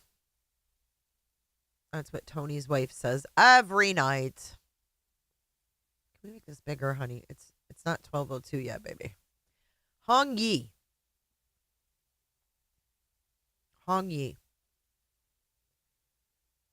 On or about August 30th, I authorized the deployment of At Night's rapid response team to allocate additional resources at the start of the investigation into the disappearance of Sebastian. As a managing partner at Night, I recognized that the RRT's deployment was necessary due to signs that emerged early on. Signals that there were coordinated attempts to interfere with the search. The urgency of the situation grew even more apparent as we saw how certain individuals, especially Barbecue Lady and Granny's Watching, were consistently working to derail efforts to find Sebastian. Reports from Seth Rogers, Sebastian's father, added to the growing list of red flags. He shared how Chris Proudfoot, Sebastian's stepfather, had tried to persuade him to get their stories straight about the events leading up to Sebastian's disappearance. This behavior only deepened suspicions that the Proudfoots weren't just uninvolved, but might actually be concealing critical details that could help bring Sebastian home. By September 2nd, at around 7 a.m., At Night was officially retained. To tackle this case effectively, I authorized our team to go beyond typical measures. This involved assembling a specialized group, a RICO, composed of civilians, PIs, and operatives situated across the U.S. We planned for anticipatory aerial support and established search and rescue response funds, with surveillance authorized in multiple states, including Tennessee, Kentucky, Illinois, Wisconsin, Virginia, Puerto Rico, Alaska, California, particularly focusing on sex trafficking operations, Florida, North Carolina, Pennsylvania, New York, Arkansas, Mississippi, Alabama, Texas, and Oklahoma. At Night entered this agreement with two clear objectives: to find Sebastian and bring him home, or ensure that anyone responsible for his disappearance would be prosecuted and convicted. We quickly discovered that the search was being undermined by a coordinated smear campaign. Several content creators seemed to have made it their goal to discredit anyone trying to help find Sebastian. These weren't just random individuals, they were known personalities. Queen Bee, SF Investigates, T-Rev, Dolly Vision, April Chapman, and others. Their tactics were sophisticated, using tools like bots and phony social media accounts to amplify attacks. No, that's what y'all been doing. Hong. That's your tactics. You use bots. You use fake social media accounts. They even coordinated with each other to trim videos and take statements out of context, as was done against Andra Griffin. Their distorted versions of events were used to sway court decisions, including a protective order against Miss Griffin based on selectively edited footage. Oh, God. See the sworn declaration of Andra Griffin. Fuck, must we?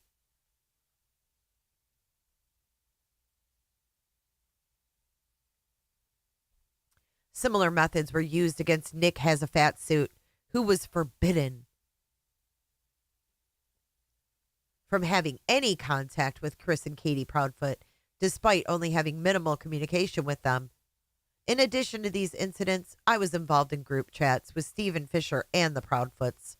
One group chat included Fisher and Kate Proudfoot, while another included Fisher and Chris Proudfoot. During those chats, there were discussions related to the case, and I questioned Fisher's claim on social media that he was retained by the Proudfoots. This communication raised concerns, especially given the ongoing efforts to discredit those assisting in the search.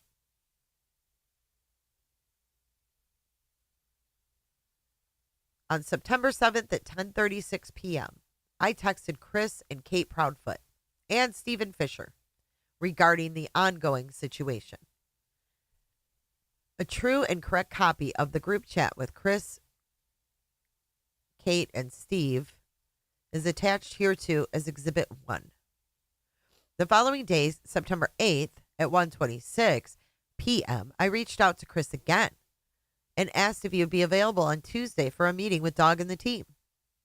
Shortly afterwards, at 1:34, Mr. Has-a-Fat-Suit and I had a call with Mr. Proudfoot since the tip line was linked to my phone. See that? So Hong was getting calls on the tip line. A true and correct copy of the conversation with Chris and Katie is in Exhibit 2. During that call, Mr. Proudfoot stated he would involve his friends in law enforcement, asked for a moment, and promised to call back. He did call back, but I chose not to answer based on the advice of counsel, as his mention of law enforcement connections made it unsafe to proceed without legal or oversight. So Chris said, hang on, I'm going to get the cops on the line. We'll talk to him together, and he didn't answer.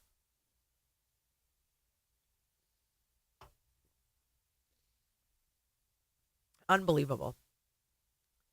That same day, so after this, I texted Kate and asked if she was afraid of her husband, suggesting that if she wanted to speak privately, she should reply with a number 2, then delete the text. This is Exhibit 3.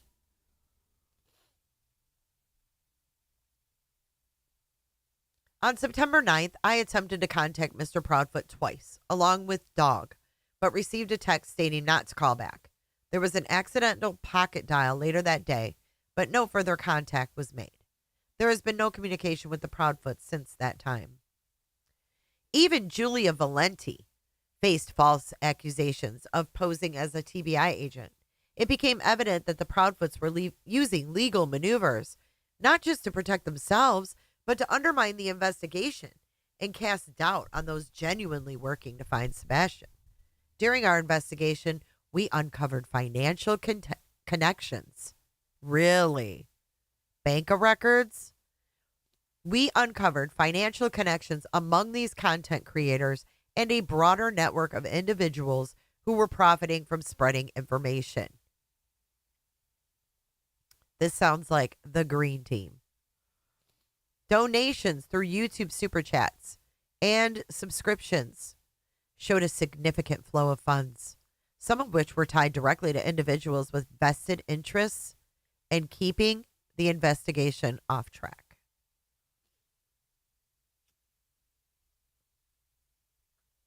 For instance, Tony Mathis, who was helping in the search, how did Tony ever help in the search? Was a target of Barbecue's wrath, as she admitted to wanting to take Tony down. When efforts to discredit him failed, they resorted to accusing Mr. Rogers of heinous acts, even attempting to cast doubt on his alibi for the night of Sebastian's disappearance by claiming cover-ups and fabricated time cards at the county jail. These allegations were baseless and only served to divert attention from the real issues. The tactics used in this case go far beyond ordinary harassment. They represent a well-organized effort to derail the investigation and silence those involved. Evidence suggests what evidence? A sophisticated attempt to distract, disrupt, and demoralize, spanning state lines and involving numerous content creators, lawyers, and enablers. Then he goes on to say this dude came to his door. We're going to bypass that bullshit. We are working under the belief that Sebastian is still alive, and those coordinated efforts to derail the search have done nothing but harm a vulnerable teenage boy. The time wasted on distractions and false accusations has left Sebastian at greater risk. The individuals perpetuating these tactics, whether knowingly or not, are assisting in keeping him hidden or are enabling those responsible for his disappearance to avoid justice. As part of our investigation, I had access to several phone calls, involving Chris and Katie Proudfoot and Seth Rogers. These conversations were deeply unsettling.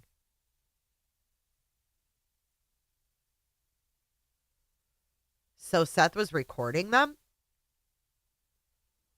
Is that what I'm to understand?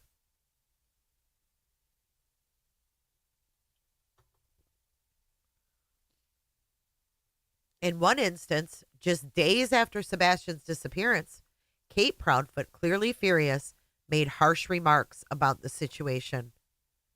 What followed was even more alarming. Chris Proudfoot, angrier than I had ever heard, made direct threats against Mr. Rogers and talked about spreading harmful rumors regarding Sebastian. On another call I was present for, Chris Proudfoot declared, quote, "You'll never find Sebastian," and warned us to keep away from him, his family, and anyone connected to him. It was unnerving to hear such a statement, especially since Sebastian had been missing after being last seen with Chris and Katie at dinner the night before. Instead of focusing on his stepson, Chris seemed more intent on shutting down any efforts to get close to the truth. Over the past few weeks, the obstacles created by these individuals have forced us to increase the reward.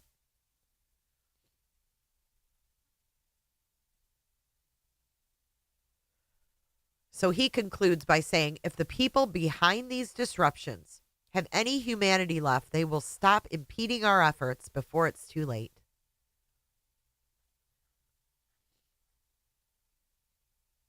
And then here's these group texts that he was talking about with Fisher and the Proudfoots. But it doesn't look like anyone fucking answered.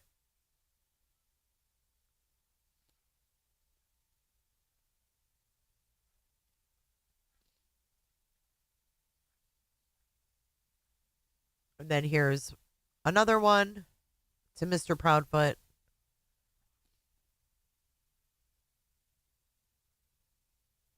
See where they didn't answer. He said he wanted to get law enforcement on. And then they sent him all this bullshit. Look at how dumb this is. Look at their... Look, Chris Proudfoot and Katie say, please do not contact us again. Look at the auto reply. Look how obnoxious it is.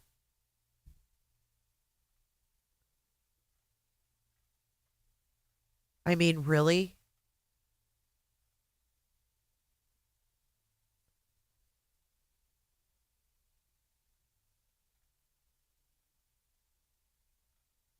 And here's their thing. If you fear your husband, press 2. She's like, go to law enforcement. Don't contact us. Okay. Where are we now?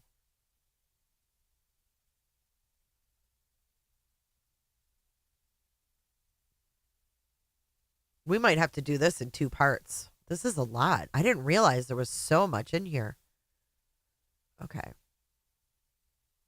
We've been going, 2 hours? Yeah, we might have to do this in another part. Because it is a lot. But I will be live Tuesday to report on what's going on in the RICO. Reread the part where they said Chris was out to dinner. Yeah, they said he was with them. Let me go back up.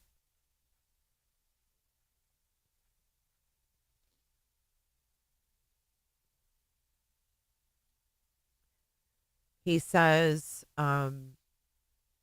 it was unnerving to hear such a statement, especially since Sebastian had gone missing after being last seen with Chris and Kate at dinner the night before. So they were saying that Chris was at the Roadhouse.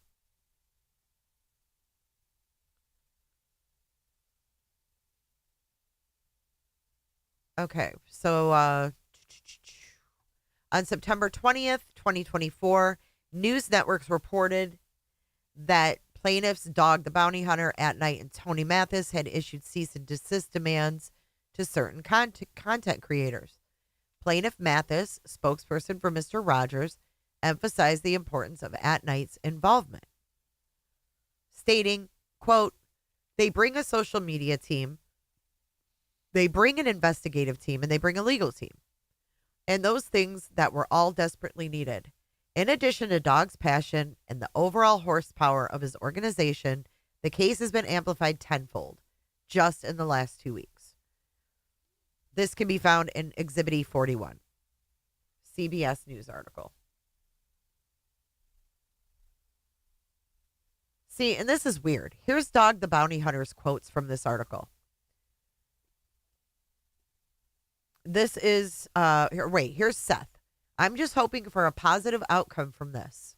That he is alive, that he is healthy, so I can bring him home. Dog the Bounty Hunter. This is not my first rodeo for me finding a missing child. We are working on every lead we can get. Nick the Hat and I are getting so many leads. There's cameras that we are now going after. It's really bad, Dog explained. I mean, they have threatened Seth's family and written letters to their employers, to their people, and that has got to stop.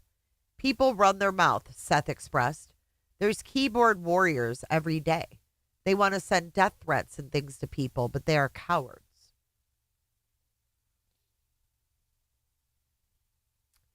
Here's Mathis. What Lesniak is doing is he is issuing cease and desist with a copy of the federal injunctions attached as a warning shot.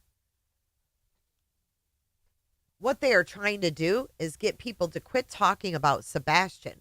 They are trying to get people to quit harassing and attacking the people that are intimately involved with this case. They have kind of taken over the airwaves and created a defamation campaign in my clients, said attorney Joseph Lesniak.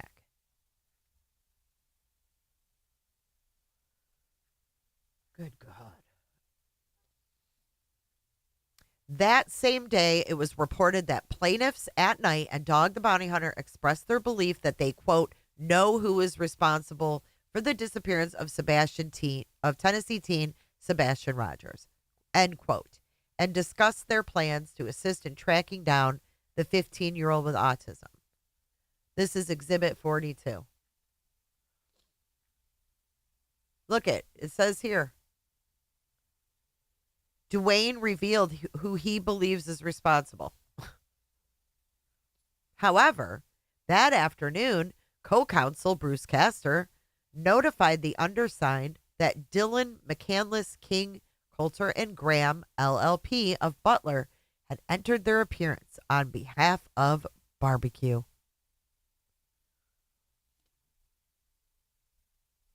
This is found in Exhibit 43.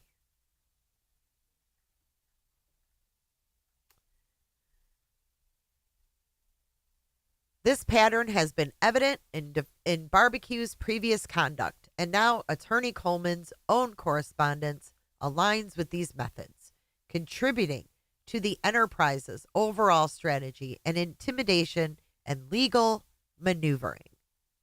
Noting, now that I have entrusted this matter to Mr. King, I will no longer need to receive copies of any correspondence.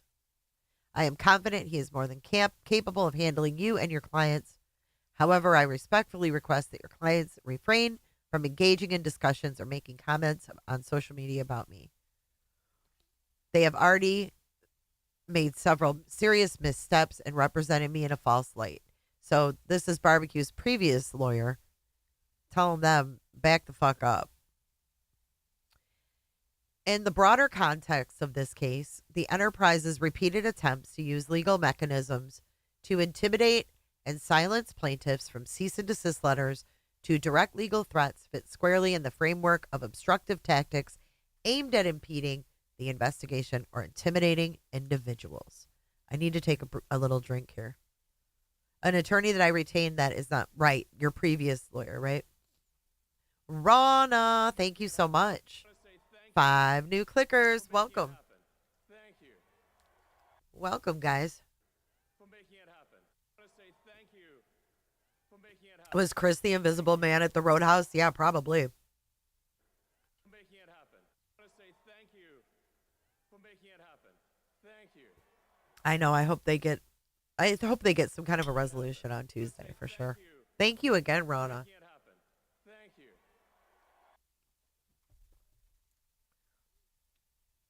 On September 30th, Lacey Ann. Let me stop right there. Welcome, Lacey Ann. Making it happen. I want to say thank you. Thank you for becoming a member today. I appreciate your support. Thank you.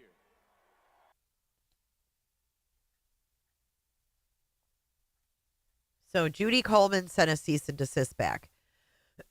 On September 30th, 2024, an individual identifying themselves as an FBI postal inspector wearing a badge attempted to question Michelle Klubine after she and her husband received constant threats and harassment online.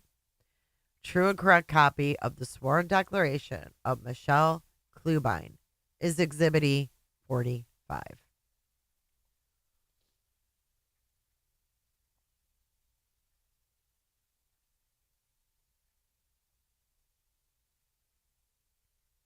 Okay, what does that mean after her name? This is Aunt Burrito. Let me move this over to the side. What is CPT after her name? Why is she Michelle Klubine CPC? What does that mean? Certified.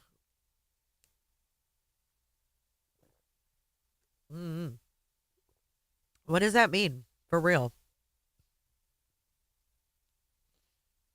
No, nothing. I mean, there's nothing here of a RICO, of what they're claiming. There's no evidence of any of their claims.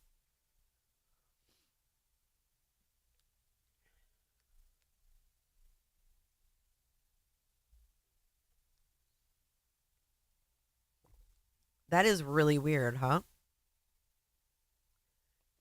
Captain, isn't that like the canine captain?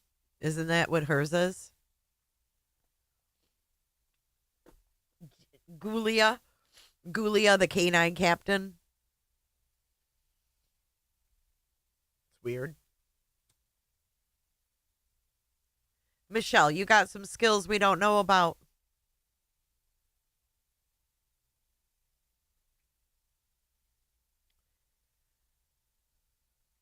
There's no way she's a PT. Well, it could be an error. It's just kind of funny. All right. Let's read Aunt Taco. I, Michelle Klubine, CPT, declare under penalty of perjury under the laws of the Commonwealth of Pennsylvania that the foregoing is true and correct to the best of my knowledge and belief. On September 30th, 2024, my husband left for work. Thank you for making it happen. Thank you. At about 3:15 p.m., not long after, around 3:30 or 3:45, there was a hard knock on the door. I was home alone with my grandson at the time, and the knock startled me. When I opened the door, I could read this like a creepy pasta. When I opened the door, there was a man who identified himself as FBI Postal Inspector. He told me that there had been some threatening or harassing mail sent to this address. Right away, something felt off. His badge didn't look right to me, and his overall demeanor made me uneasy.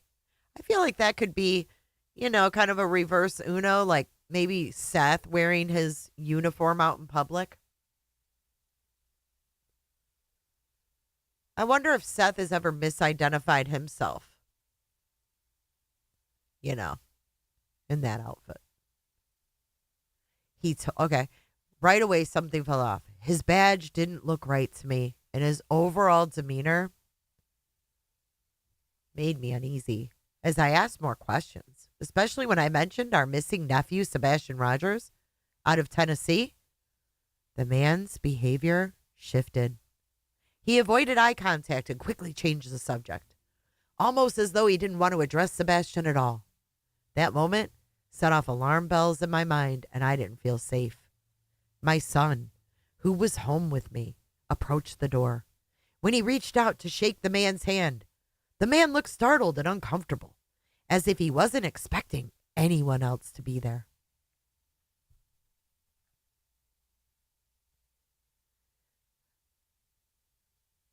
My son usually works night shifts, but he happened to be home that day. The man hurriedly tried to leave after this interaction, and I noticed another person sitting in a black SUV outside. From what I could see, it looked like a Ford Explorer, though I wasn't sure. What concerned me most was how the person in the passenger seat kept turning his head away, as if to avoid being seen. This only made me feel more certain that something wasn't right. I couldn't help but think these people were not who they said they were. After the man left, I was shaken and worried for my safety. I reached out to MSB with Dog the Bounty Hunter and Nick the Hat's team to share what had happened, and they put me in touch with Nick the Hat from At Night, and I also spoke with Mr. Dog. I had seen MSB working with Dog the Bounty Hunter's team, so I trusted them. What's MSB? A postal inspector? What's MSB, man? What is that?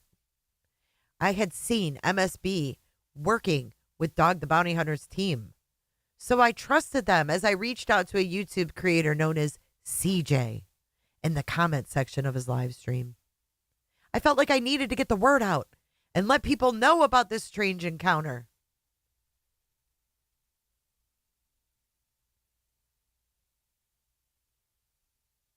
I lost my spot. Hold on. Oh, I didn't know who else to turn to, and Nick the Hat's team was my only source of support at the moment. I've been home alone a lot, and I'm disabled. So this experience has left me feeling incredibly vulnerable. I fear retaliation from Christopher and Kate Proudfoot, as well as Chris's parents, Terry and Catherine Bowersox, who seem to be financially backing these online creators that have been harassing us. My husband and I have noticed that Queen Bee, a YouTube creator, has received over 1,000 memberships from an anonymous donor in the past 2 weeks. This massive financial backing only intensifies my concern that they're organizing a larger effort to target and harass me. Oh my goodness. Not memberships. How does someone get memberships harass you? How does that harass you? My husband even asked me if the person in the passenger seat of the SUV resembled one of the YouTube creators that have been causing problems. I tried to get a better look, but every time I looked outside, the person turned their head, hiding their face. This only heightened my fear that these bad actors have taken their harassment from online into the real world. The very next day, on October 1st, my husband contacted the Oklahoma City branch of the FBI to report what happened. We knew this couldn't have had a legitimate visit from the FBI. If they were truly concerned about Sebastian, they would have asked to come inside, check the house, but they didn't. The entire interaction felt like it was meant to scare me, not to help find my missing nephew. What has made this entire situation even more concerning is the involvement of a family friend, Beth. Beth has inserted herself into the situation in unsettling ways. She barely knows Kate Proudfoot, having only met her once at a family funeral. However, she reached out to another YouTube creator named Duchess and claimed that Katie was her cousin. This connection, combined with Beth's strange behavior and involvement with these online creators, makes me feel even more unsafe. I can't help but wonder how deep this harassment goes. Beth was also trying to sell a fifth wheel trailer around the same time Kate was in Myrtle Beach, only an hour away from her. The timing of these events, coupled with Beth's communication with the YouTube creators targeting us, has left me feeling more isolated and afraid. Your Honor, I'm a disabled woman from Tulsa, Oklahoma, simply trying to protect my family. Ever since my nephew Sebastian went missing, my life has been turned upside down. I live in constant fear that these people will come back to my home, or others associated with the Proudfoot family will try to harm me or my family. I have already been doxxed online with my personal information spread across the internet. Now it seems like this harassment has escalated into real-life intimidation. I can't sleep. I'm constantly looking over my shoulder, and I feel unsafe in my own home. Please, I'm asking for protection and justice. I've never imagined I'd be in this position, but I am terrified. I don't know who to trust anymore. I'm asking the court to help protect my family and myself from further harm. I am fully prepared to testify under oath and provide detailed accounts of these organized and sustained attacks. She is also prepared to prove the severe emotional and professional harm she has endured as a direct result of their actions. That is the end of Miss Taco. And there is her signature. Damn, that one was fucking like a soap opera. Hey, welcome, Gotcha. Thank you for joining today. Good to see you. Hey, Cheesy, good to see you. Thank you. Right, how is any of this Granny's fault or Barbecue's fault? Misty. Hold on. I got to check my phone real quick.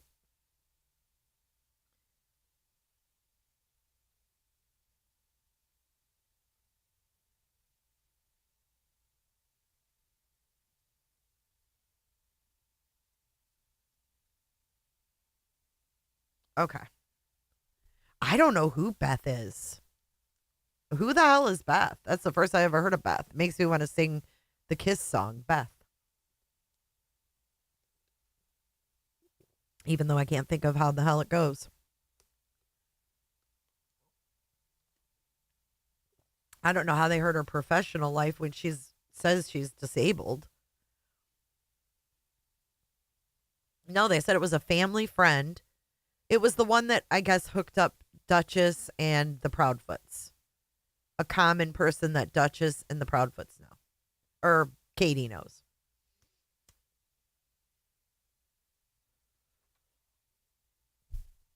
No, that was Mercedes, Lisa. There you go. Planet Shell and Barbara. Hey, Divine. Sing it for us. Barbecue and Granny are barely mentioned in this. What the heck is going on? I know. It's absolutely insane.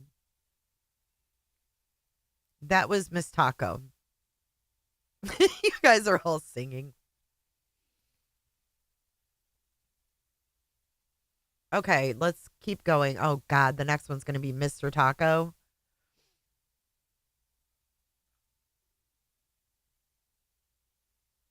On October 2nd, plaintiff at night issued a litigation hold via email, a litigation hold to all contractors, personnel, representatives, social media moderators, public figures, clients, and other relevant parties. The email instructed all recipients to preserve any materials that could be considered relevant to the case. The litigation hold is Exhibit 47. La, la, la, Okay. la, la. You don't hold account. Hold on.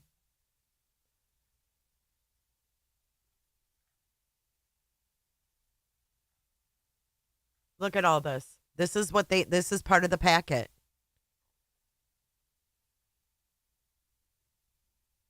You are hereby instructed.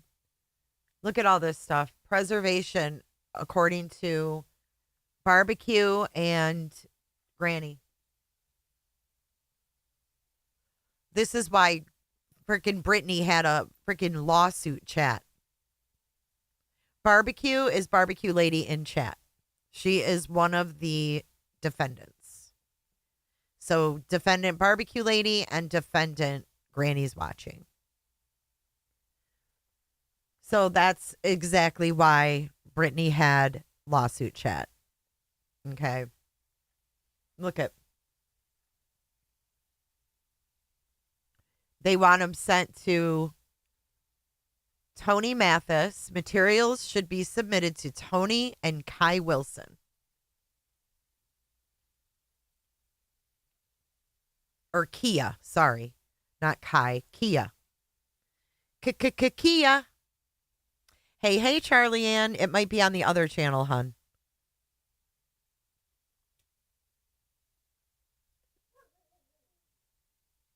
Look at this. Compliance and assistance. If you have any questions regarding the scope of this preservation demand, require clarification, or need help, contact Kia Wilson or Tony Mathis. Who's Kia Wilson? Here's another player we never heard of, right?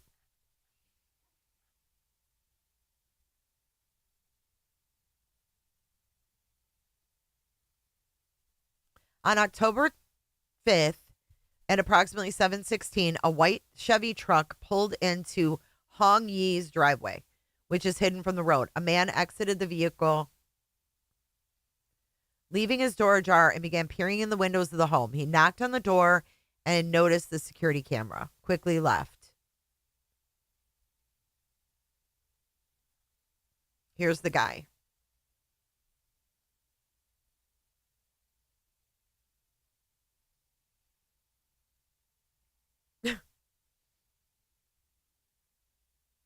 At 7 in the evening. It's not like it's freaking 3 in the morning, right? Okay, so let's move on. Let's shrink this down like it's 2:02. Shrink it down like it's 2:02, 12:02.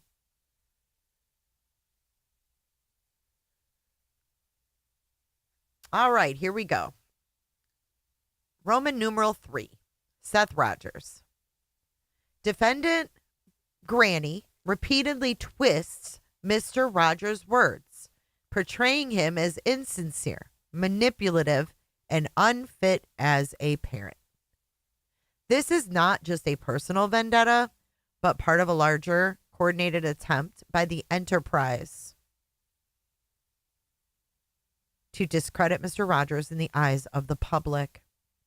The mocking and distorting of his words served the dual purpose of undermining his credibility and inciting further harassment from Granny's audience. Granny mocks Mr. Rogers for stating, quote, "I just want a divorce so I can start again," turning this into an opportunity to paint him as someone dismissive of his responsibilities. She sarcastically thanks him for, quote, "being so nice during the divorce," end quote, encouraging her audience to view him as deceitful. A true and correct copy of the sped-up 2-time audio recording is attached as Exhibit 52. They have an exhibit of Granny on 2-speed. I can't wait for that exhibit to be played in court.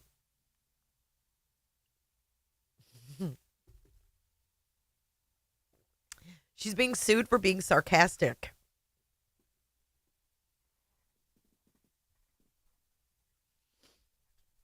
True Crime Karen says, if the shoe fits, lace that bitch up and wear it. This distortion of Mr. Rogers' statements reflects the broader strategy of the enterprise, with defendants Barbecue and Granny coordinating efforts to undermine victims' credibility through mockery, manipulation, and defamation as tools of harassment.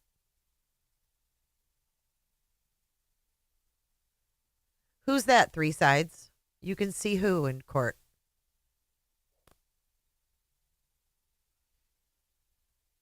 Who did you see? Oh, that man? He was? He was there for the Bullhorn Betty thing? Weird. Good luck to the judge on Granny. It's so funny.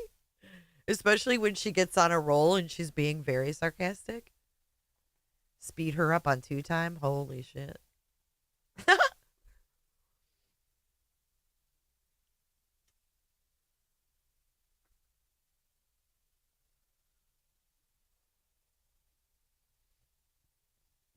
Defendant Granny's persistent sarcasm goes beyond mere commentary. It's a tactic to diminish Mr. Rogers' character and portray him as untrustworthy, echoing the sarcastic attacks frequently employed by Barbecue and other members of the enterprise, where sarcasm is weaponized to belittle, and the audience is encouraged to join in the public degradation. Quote, "Oh, he's such a good guy. Thanks for being so nice during the divorce," end quote, mocks Mr. Rogers' efforts to present himself as responsible, twisting his words to imply hypocrisy. The use of sarcasm and ridicule aligns with the enterprise's broader strategy of public character assassination. Granny's mocking tone not only serves to discredit Rogers, but also to mobilize her followers to participate in the coordinated defamation. Her tone. Hey, YouTube bad actors. Now it's her tone. Hey, baby boy, thank you for being here. I know you sent something. Let me see. It didn't go unnoticed. Where are you? Did you donate members, baby boy? I saw your name pop up for something, and I'm so sorry if I missed it.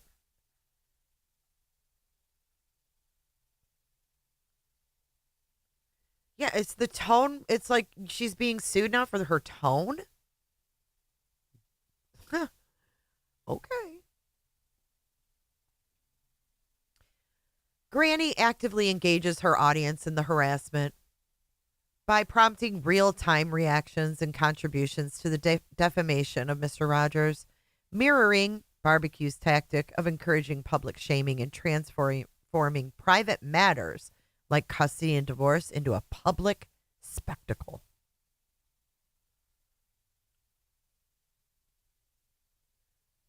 Barbecue invites her audience to engage in the narrative of Mr. Rogers' unfitness, creating an echo chamber of public judgment. Quote, put a 1 in the chat if you've seen the divorce. I can't even read this. Now, this I can't even take for, I mean, come on. This is the recording they have as Exhibit 52. Quote, put a 1 in the chat if you've seen the divorce papers. Put a 2 if you did not. End quote.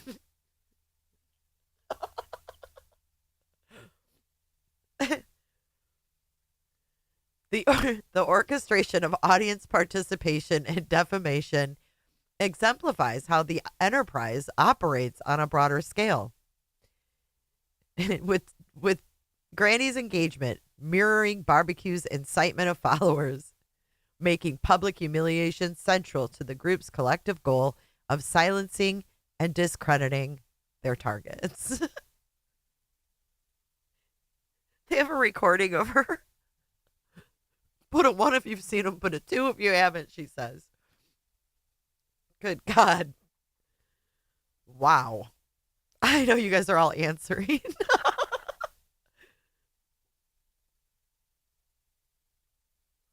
J Fox, you've got a really good point. You got a really good point. Granny continually mocks Mr. Rogers' emotional struggles, particularly his trauma from the divorce, aligning with the enterprise's broader tactics of dismissing mental health and personal issues, as seen in the targeting of plaintiff Andra Griffin and others, thereby reinforcing the strategy of belittling victims' emotional distress. So dismissing mental health, are they saying that Andra Griffin has mental health issues? Are they admitting that? About damn time. Get her some help, y'all. Defendant Granny dismisses Rogers' claims of trauma, sarcastically suggesting, quote, get a therapist because it is years later, sir, and you're still not healed, end quote, making light of his emotional pain. I've never heard of such a man baby in my life, Mr. Rogers. Her sarcasm, Sean can't handle it.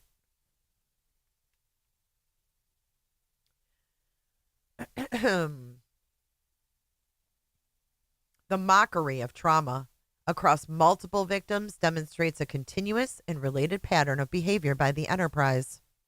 With defendant Granny's consistent dismissal of mental health aligning with Barbecue's similar treatment of plaintiffs, highlighting the orchestrated nature of the enterprise's psychological harassment. Defendant Granny distorts the legal context of Mr. Rogers' custody and divorce issues by falsely implying that he was deemed, quote, borderline abusive by the courts, a deliberate misrepresentation that aligns with Barbecue's similar tactics of distorting legal proceedings to mislead the public and discredit plaintiffs, illustrating how the enterprise manipulates legal narratives to harm their targets.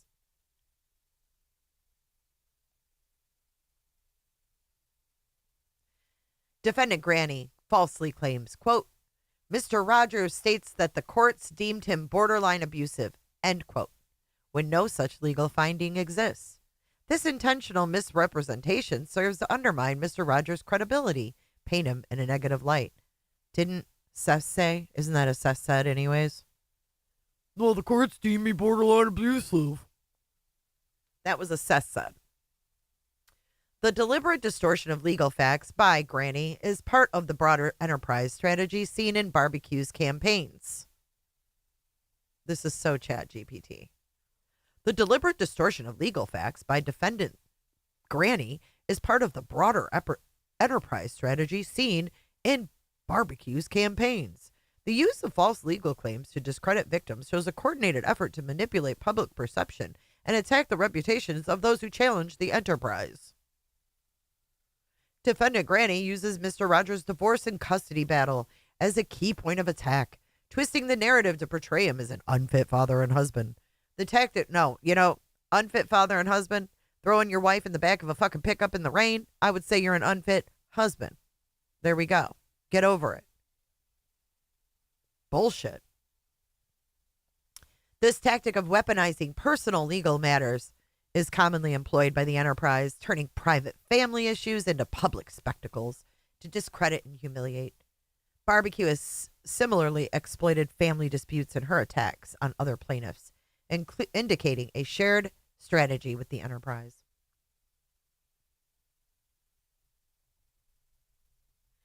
Granny mocks Mr. Rogers for allegedly seeking alimony and being a nice guy during the divorce, stating, quote, you asked for alimony, but you were so nice, end quote. This sarcastic remark is designed to undermine Mr. Rogers' character by framing his actions as hypocritical. Defendant Granny's focus on Mr. Rogers' divorce aligns with Defendant Barbecue's broader strategy of using personal legal matters as a tool for defamation. Defendant Granny often resorts to baseless speculation to further undermine Mr. Rogers' credibility by implying drug use, neglect, and irresponsibility. Granny encourages her audience to view Mr. Rogers as a flawed, untrustworthy figure. These speculative attacks mirror Barbecue's false accusations against other plaintiffs, where unfounded allegations are presented as fact to sway public opinion. Defendant Granny falsely implies that Mr. Rogers is hypocritical regarding his stance on medication. Quote, but you sure as fuck had no problem taking those pharmaceutical medications for yourself, end quote. The reputation of unfounded accusations across multiple plaintiffs demonstrates a pattern of defamation that is central to the enterprise's racketeering activities. Granny's speculative attacks align with the broader strategy of spreading false narratives, revealing a clear connection to the continuous and organized effort by Barbecue and Granny to discredit their victims. Defendant Granny does not merely mock and insult Mr. Rogers, she actively encourages her audience to join in, fostering a culture of public humiliation designed to amplify the emotional and physical harm, mirroring Defendant Barbecue's tactic of mobilizing followers to intensify the impact on victims. So dumb.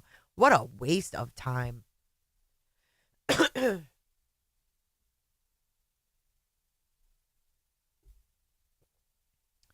The coordinated effort, defendant Granny calls on her followers to, quote, put out your declarations, pushing Mr. Rogers to expose more of his personal life to public scrutiny. The public demand is a form of intimidation and control. Bullshit. Echoing Barbecue's similar efforts to humiliate other plaintiffs through the exposure of personal information. The coordinated effort to publicly humiliate victims shows a continuous pattern of racketeering activities, as Granny's role in encouraging her audience to participate in the harassment demonstrates the enterprise's use of public platforms to amplify, harm, and silence opposition. Defendant Granny's harassment of Mr. Rogers is intricately linked to the broader efforts of the enterprise, led by Defendant Barbecue and associates. Defendant Granny's mockery, manipulation, false accusations, and incitement of her audience are all part of a coordinated strategy to discredit and defame Mr. Rogers, aligning with the larger pattern of racketeering activity in this case. Unbelievable. We are only on page 29 of 83 right now, and 234 of 323 of the exhibities. It's horrible. I mean, all of this is just BS. Total BS.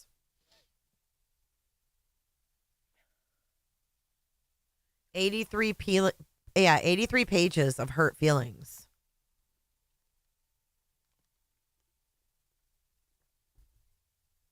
And literally, that's why I wanted to go through this and go through each exhibity, Lacey, because I was like, what kind of proof do they even have in the exhibities, if any? I mean, literally nothing. All right, we're going to get into Tony Mathis, and let me see how long Tony is. We'll do Tony and see what time it is, see how long that takes. And then we might have to stop at BJ and pick up BJ in part 2. But we're okay right now. I just don't want to go too long. I got stuff to do. We're going to visit our granddaughter. So, oh, our eyeglasses are ready. I just got a text. My new glasses are in. Thank you, John Doe, for being here.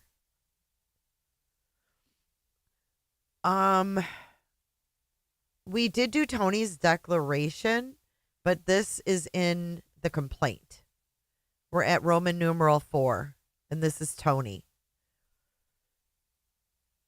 Okay, so it says Roman numeral 4, Tony Mathis. Defendant Barbecue frequently discusses her access to resources, referring to it as a, quote, chain of command. She bragged. Quote, I forget the name of it, but it's like the domino effect. The person who originally took the video leaked the video and sent it to somebody, then somebody sent it to someone else. End quote. That's their evidence, Barbecue. The domino effect described by Barbecue demonstrates a pattern of racketeering activity under the RICO Act, as the coordinated sharing and distribution of the video indicates a conspiracy to engage in continuous and organized criminal conduct. Okay, so what'd they do when they were fabricating that whole photo? Sending it from person to person to person to person. Hey, Duchess.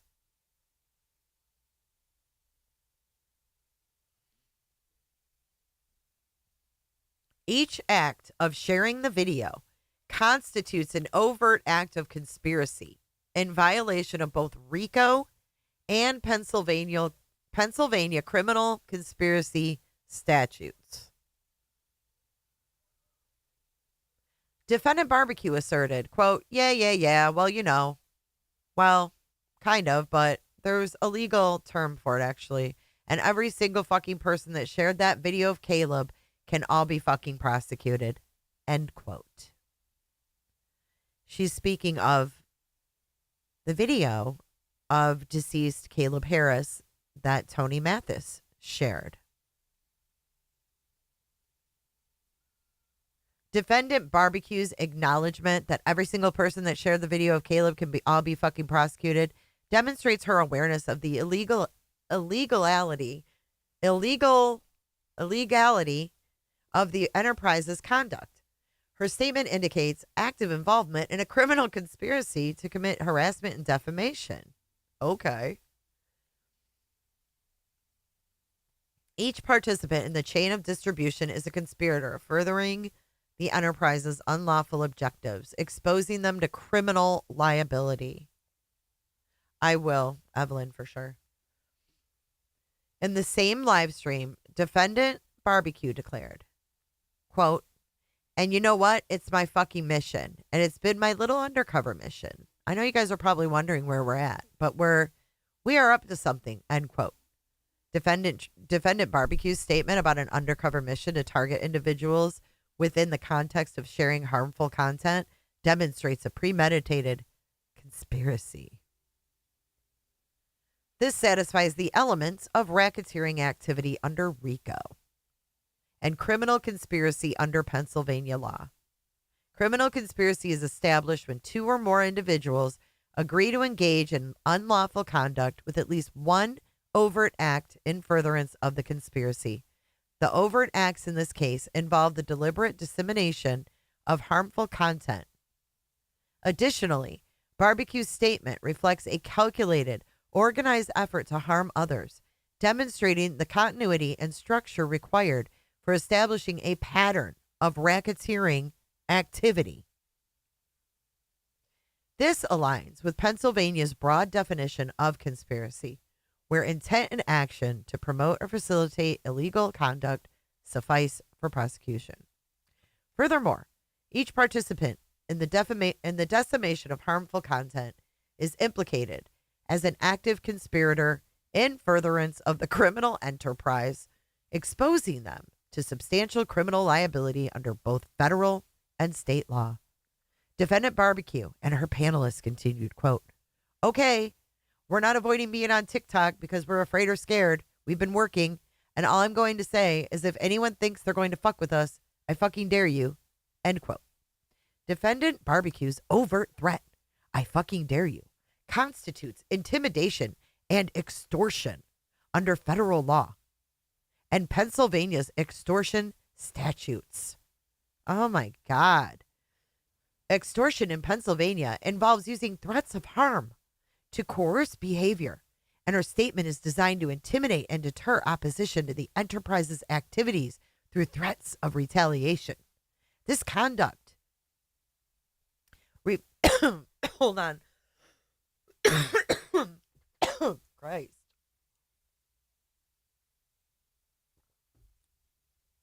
This conduct, reflective of organized criminal behavior, aims to prevent interference or exposure, thereby advancing the enterprise's unlawful goals. In a live stream, Defendant Barbecue declared, quote, "Fucking dare you. I dare you. This shit right here, though, these foul fucking human beings, birds of a feather, flock together," end quote. The continuation of intimidation tactics in Barbecue's language, coupled with derogatory remarks, highlights a clear pattern of harassment. Her repeated threats, quote, "I dare you," aim to intimidate and coerce others into compliance or silence. Punishable under Pennsylvania's criminal harassment statutes, and also form part of a broader criminal conspiracy within the enterprise. Defendant Barbecue stated, "It's my effing mission to take Tony the F down. So however that looks for you, or whatever you want to imagine in your God-given brain, whatever. When I say take them down, I mean like he should not be a fucking spokesperson for anybody's missing child, in my opinion." End quote. I concur. Hey, Granny's watching. Happy Valentine's. This statement demonstrates barbecue's intent to cause significant harm to Tony L. Mathis through a coordinated campaign of harassment and defamation, further supporting a criminal conspiracy and racketeering under RICO. Her admission of a mission to take Tony down reflects the calculated unlawful objective of the enterprise to discredit and harm through intimidation and defamation. Under Pennsylvania law, fraud occurs when a party knowingly makes a false representation with the intent to induce others to act. Defendant barbecue's public solicitation of funds constitutes fraudulent misrepresentation. Defendant barbecue's actions constitute unjust enrichment by collecting funds under the false premise of a non-existent lawsuit. Defendant barbecue's deliberate misrepresentation of a cease and desist as ongoing litigation and her fundraising campaign constitutes fraud. The court should enjoin barbecue from continuing to solicit funds under these false pretenses and order the return of all funds raised through the fraudulent campaign. Like, F off. Oh, next up is Brittany. I think we're going to, then Betty. We can do Brittany. After Brittany, we'll stop. We'll stop at Brittany. And that'll keep it at like halfway. We're like halfway through. All right. Brittany Nicole Jackson. She is Roman numeral number 5. Can I get a 5x5? You're what the French call les incompetents. I fell asleep.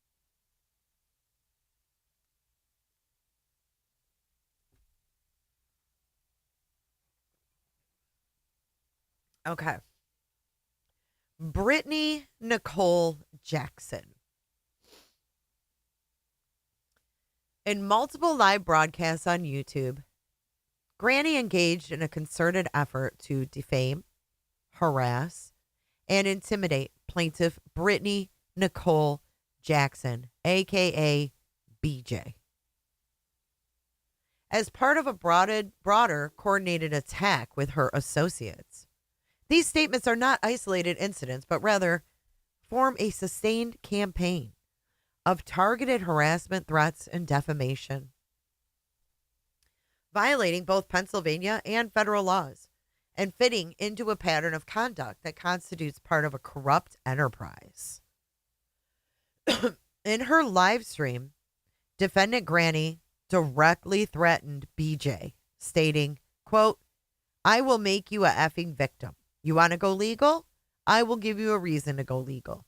You have crossed every effing boundary there is," end quote. A true and correct copy of Granny's watching live stream audio is attached to Exhibit 54. Granny's intent to, quote, make Brittany a victim and provoke legal retaliation demonstrates a malicious targeted attack designed to intimidate and harass, further supporting a claim of racketeering activity. These threats made in public also serve to escalate the level of intimidation, forming part of the conspiracy to obstruct Brittany's efforts to defend herself legally. Granny continued her attack on Brittany's character in a public forum, stating, quote, "You are a lazy, wasteful piece of shit. I don't speak on you, Brittany. I don't fucking talk about you," end quote. Defendant Granny's acknowledgement of her involvement in a coordinated retaliatory effort against BJ and her associates further highlights the presence of an enterprise engaging in racketeering activity. Defendant Granny states, "Then I'm going to be, and I'm going to do to you every single thing that you and your effing YouTube associates do to me and mine," end quote. Defendant Granny's statement demonstrates her active participation in conspiracy and her involvement in a corrupt organization. As with her reference to Brittany's, quote, YouTube associates, indicating a broader network of individuals collaborating to attack and harass Brittany, thereby forming the basis for a civil conspiracy claim under Pennsylvania law and supporting the RICO elements of a coordinated enterprise. Yeah, okay. Defendant Granny attempts to downplay her actions by stating playing your own words isn't harassment and bullying. You know what's harassing and bullying? First off, we're adults, end quote. That is Exhibit 55. This dismissive statement is part of an ongoing campaign of cyberbullying, disguised as playing words back to deflect accountability, falling under the scope and contributing to a RICO claim by forming part of the sustained organized harassment aimed at causing Brittany emotional distress and reputational harm. I can't even.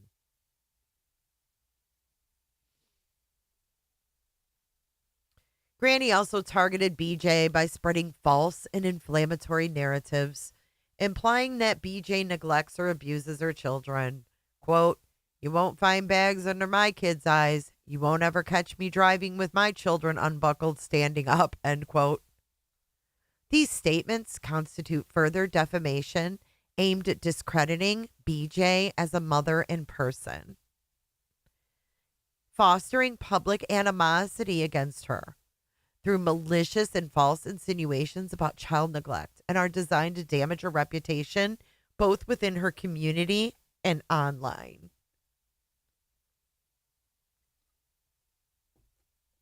Granny's statements demonstrate a clear intent to manipulate public perception and discredit BJ's reputation.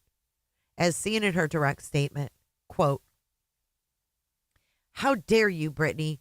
How effing dare you put this shit on me? If you know, I came so she can hide that she effing does it." End quote. Okay. Defendant Granny has employed coordinated defamatory tactics to harm BJ as part of a broader enterprise involving multiple individuals aimed at discrediting and shaming her. In a live stream, Granny falsely implicated BJ in the tragic death of a man outside her home, using strategies consistent with those employed by Barbecue and others in the criminal enterprise. Granny's mention of the tragic death of a man outside BJ's home is a deliberate attempt to weaponize personal misfortunes and manipulate public perception and defame BJ. This is so fucking stupid. Like, I'm even questioning my fucking senses reading this.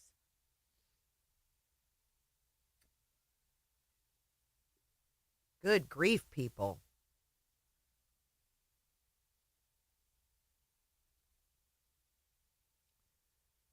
Quote, "Let's talk about the man that died outside her home and what happened with that." That's Exhibit 57. Granny uses this tragedy to suggest that Brittany was at fault or behaved inappropriately following the incident, mirroring the broader strategy used by Barbecue and others in the enterprise. Fucking ridiculous.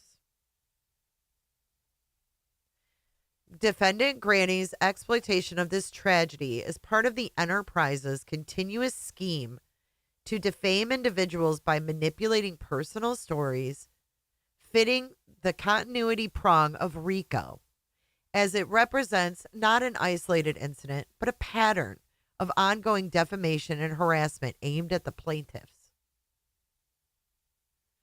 Defendant Granny also employed sarcasm. God, they can't handle Granny, man. Woo! They can't handle Granny's sarcasm at all. At all. Granny's going to do big things.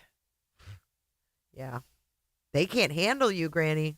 It's all about your tone and your sarcasm. And how does the accident in front of her home have anything to do with finding Sebastian or Sebastian at all? Defendant Granny also employed sarcasm and false sympathy to insinuate that Brittany J. failed to respect the family of the deceased. Defendant Granny remarked, quote, "Yeah, it must have been horrifying, But let's talk about how much respect was shown to their family that was mourning, end quote. Hey, Georgia dog. This sarcastic commentary pretends to express concern while subtly suggesting that BJ was callous in her response of the tragedy. This tactic mirrors Barbecue's use of sarcasm when mocking Mr. Rogers, Andra Griffin, Mr. Mathis, Mr. Has a Fat Suit, Mr. Yee, Ms. O'Donnell, and Dog the Bounty Hunter and others, attempting to twist the narrative to damage their reputations while maintaining a veneer of objectivity. This smells of Chat GPT so bad. Defendant Granny's statements also function to incite her audience to join in the public shaming of BJ. She described the death outside BJ's home in detail, encouraging her followers to focus on how BJ handled the tragedy. Quote, yeah, she called me and told me some poor younger guy died outside her home, end quote. This tactic of rallying her audience to reinforce the narrative is part of the enterprise's strategy to mobilize collective attacks, with Defendant Granny and Defendant Barbecue both inciting followers to participate in the coordinated harassment, such as reporting plaintiffs' GoFundMe accounts. This mobilization for public shaming satisfies the enterprise element of RICO, demonstrating the organized and coordinated natures of their activities. Defendant Granny's narrative about the man's death is part of a broader effort to craft defamatory stories that cast plaintiffs like BJ in a negative light without any factual basis. Defendant Granny's comment, let's talk about how much respect was shown, is intended to portray BJ as morally lacking. All one has to do is watch her stream. I mean, I fell asleep. I did get choked. What is the deal here? Bruh. And they know. It is intended to portray BJ as morally lacking, even though there is no evidence to support such claims. This tactic is used throughout the enterprise by Barbecue, who often twists personal stories, such as Mr. Rogers' custody battle, to create damaging narratives that undermine the plaintiff's credibility. The use of deflection to frame plaintiffs for events they had no control over is a coordinated strategy within the enterprise. By twisting narratives to cast blame on the plaintiffs, Barbecue and Granny engage in a continuous scheme of defamation and harassment, further supporting the RICO claim. Are you kidding me? What is your end goal? I don't even think if Brittany read that, she would understand it.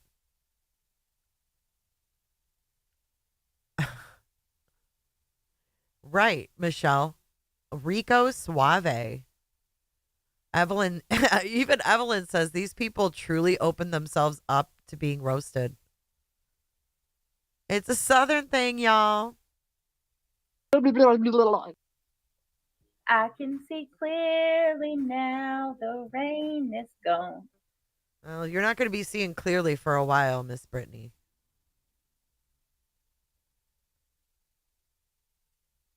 Hallucinogenic. This has put a spotlight on others besides the now tiring BHB. BJ and all the others need the same treatment. The only one missing is the Pearls. The Pearls has a huge part in this, of doing things that these two are accused of doing. Heck no, she didn't, Michelle. I don't think she read any of it. I don't think she knows what's even going on, but you can't just make statements that are true and say it's RICO. What's racketeering? Bash for cash. And what's RICO? From panel to panel to panel? Right. It's crazy. But we're right at 3 hours, guys. I'm going to wrap this up for part 1. We will go over part 2 tomorrow. So be looking for that event. I want to keep this organized. The next one is Roman numeral, I think 6. And it's Andrew Griffin. I will make that, J-Dub. Right. Smiley, Lolly, True Crime Buzz. There's a lot of them. The E's. Ricola needs to sponsor the reading of these docs. I agree. Thank you. Happy Valentine's Day to you, Evelyn. Thank you, Lindsay. All right. I'm going to chapter this the best I can so that, for replay purposes. Thanks, J-Dub. Kimberly, thanks for being here. You guys have a good rest of your Valentine's Day. Have a nice evening. We're going to go ahead and roll. Well, let's go like this first. I want to thank everybody that donated memberships today. I really appreciate you. But yeah, this is what it's about. This is, sadly, Sebastian's own father has created this RICO and this mess that has to be sifted through. But thank you so much, you guys. And just remember, Sebastian Wayne Drake Rogers is still missing in all of this madness. He's somewhere. Aw, thanks, Three Sides. For coffee or chocolate? Thank you. Thank you for making it happen. You guys have a good day. I'm going to run the credits now. And I will see you in part 2 tomorrow. I'll get that event up tonight, guys. Thank you so, so much. I really do appreciate you.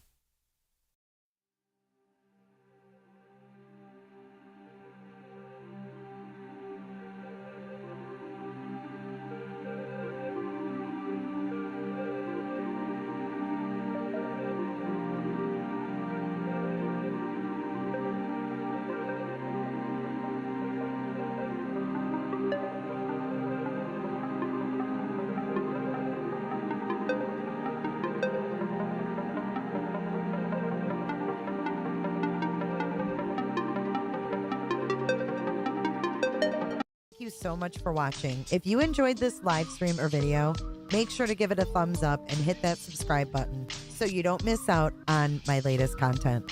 Want to take it a step further? Bring it all in. And join our community clickers by becoming a Patreon or a YouTube member. You'll get exclusive access to our Discord server, special channel perks, and much more. Until then, I'll see you in the next one. Click. It's real easy, man.